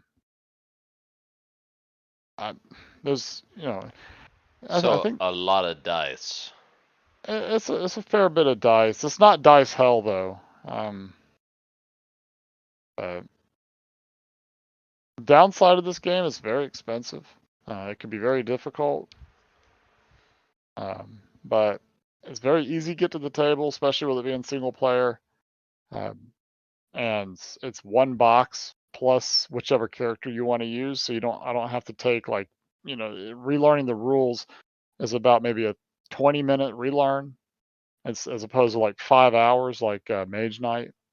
Yeah. Um, so yeah, I think that's about it. That's pretty short description, I think, for my number one. All right. No, it's a good pick. So I'm like looking at the list. We said that we were going to have 2 crossovers. Uh, Technically, we only had one, right? One With barely. with Clank, right? Right. So I've got 3 honorable mentions. And you've got 1 or 2 honorable mentions? Three. Oh, so you got 3? Yep. So do you think we will hit 2 with the honorable mentions? I know we won't. I know for a fact we won't. So do you want to go down and say, all right, 1, or do you want to go 3? So you go 1, we're already at 1. So as long as we don't match any of these, because I got 3, you got 3. As long as we don't hit any of these, we're good. No, we have none. We're not gonna have any crossovers. So you want to drop down that we only have 1 crossover, and that's Clank? Yeah. Yeah. So are you saying our honorable mentions are gonna cross over, or that they could I'm cross over saying with our main list? no. I'm saying you and me right now. We said we were going to have 2 crossovers. Uh-huh. We've had 1 in our top 10. So we lost. You know. Mm-hmm. I'm saying we each of us have 3 games. So we can either say we're not going to cross over at all on these 3, or we're going to cross over at least 1 and meet that 2, or we're going to cross over on 2 and we'll go to 3. Your honorable mentions might cross over with one of my 1 to 10s. But That counts. my That counts though. okay. So I'm gonna leave mine at 2 then, because I know my honorable mentions. That's none of your damn business. I'm gonna say 2. I'm actually going to say I think I'm going to say 1. I'm going to say Clank is our only crossover. I don't think why didn't you get to pick first? I'm gonna say 1 too then now. pick first. You picked. You said 2. No, 1. I say 1 now too. Cause you know your list. I already gave you my answer. You know your list. Right, Like, but you know my list now. You know that I don't have any no, crossovers now. you already said 2. Oh man. Oh man. All right, fine. All right, so honorable mention number 1. This is recent, very recent. I played this and it is soloable. And just remember, it's honorable mentions. Let's sort of roll through this shit, man. Yeah. I'm not gonna go too long, but it's a bullet hell game called Bullet. I got that from my brother. Really, really good game, actually. Your bullets come down from the top like Puzzle Fighter or something, and you got to use little pattern cards that you draw to pop and blow up the bullets. Whenever you blow up those bullets, if you're playing solo, it's just a time attack. It's a time attack thing. If you're playing with multiple people, those bullets then get dropped on your opponent to your left. So the idea is like the bullets are coming down, you're pulling them out of a bag, and you're putting them wherever it tells you to put them. Pattern, pop them, throw until you're the last surviving person. Pretty intense. Bullet. That is my honorable mention number 1. You just want to run through all your honorable mentions? Yeah. Nemesis number 2. Nemesis would take place of number 10. It would replace my 10 if I put this together about 2.5 weeks ago, maybe 3 weeks ago, because I've played Nemesis a few times now. And then my third would replace number 9 on my list actually, and I played it very recently, but Mosaic. Mosaic is a area control game, a little bit of a tableau builder, a little bit. The goal is to get a buttload of points, which tableau and point don't really. Not a big fan of either one of those being overdone, but in this game, it just is so well done. I love Mosaic. And it looks like a massive game. It's not nearly as big as it looks, though, and it's fairly easy to learn. There's only 8 actions you can take, and they're all right there in front of you on the board. And what I like the most about this game, above everything, is how quickly the turns go. Like it's each turn might be 5 to 6 seconds long. So I would go, the person next to me goes, third person goes, fourth person goes. Before I can even really think about my next turn, I have very little time. It's my turn again. So I just like there's no downtime almost in that game. So it's wonderful. But yeah, Mosaic definitely belongs on my top 10. Maybe next time. Well, it's honorable mention. Man, my honorable mentions is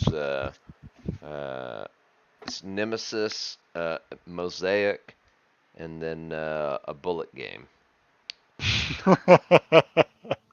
Oh my gosh, we mashed up. Anyways, no. My honorable mentions. Let's see. Terraforming Mars. Like Terraforming Mars, I think is what kind of game is that? Tableau builder or something like a Maybe. hex. It's a great game. Terraforming Mars. That's where the game's at. Cthulhu Death May Die. I already said that I love Cthulhu games. The wife loves Cthulhu. Death May Die is where finally the investigators, you can kick the crap out of Cthulhu and Cthulhu's minions. Most other Cthulhu games, you're always going to be behind the power curve.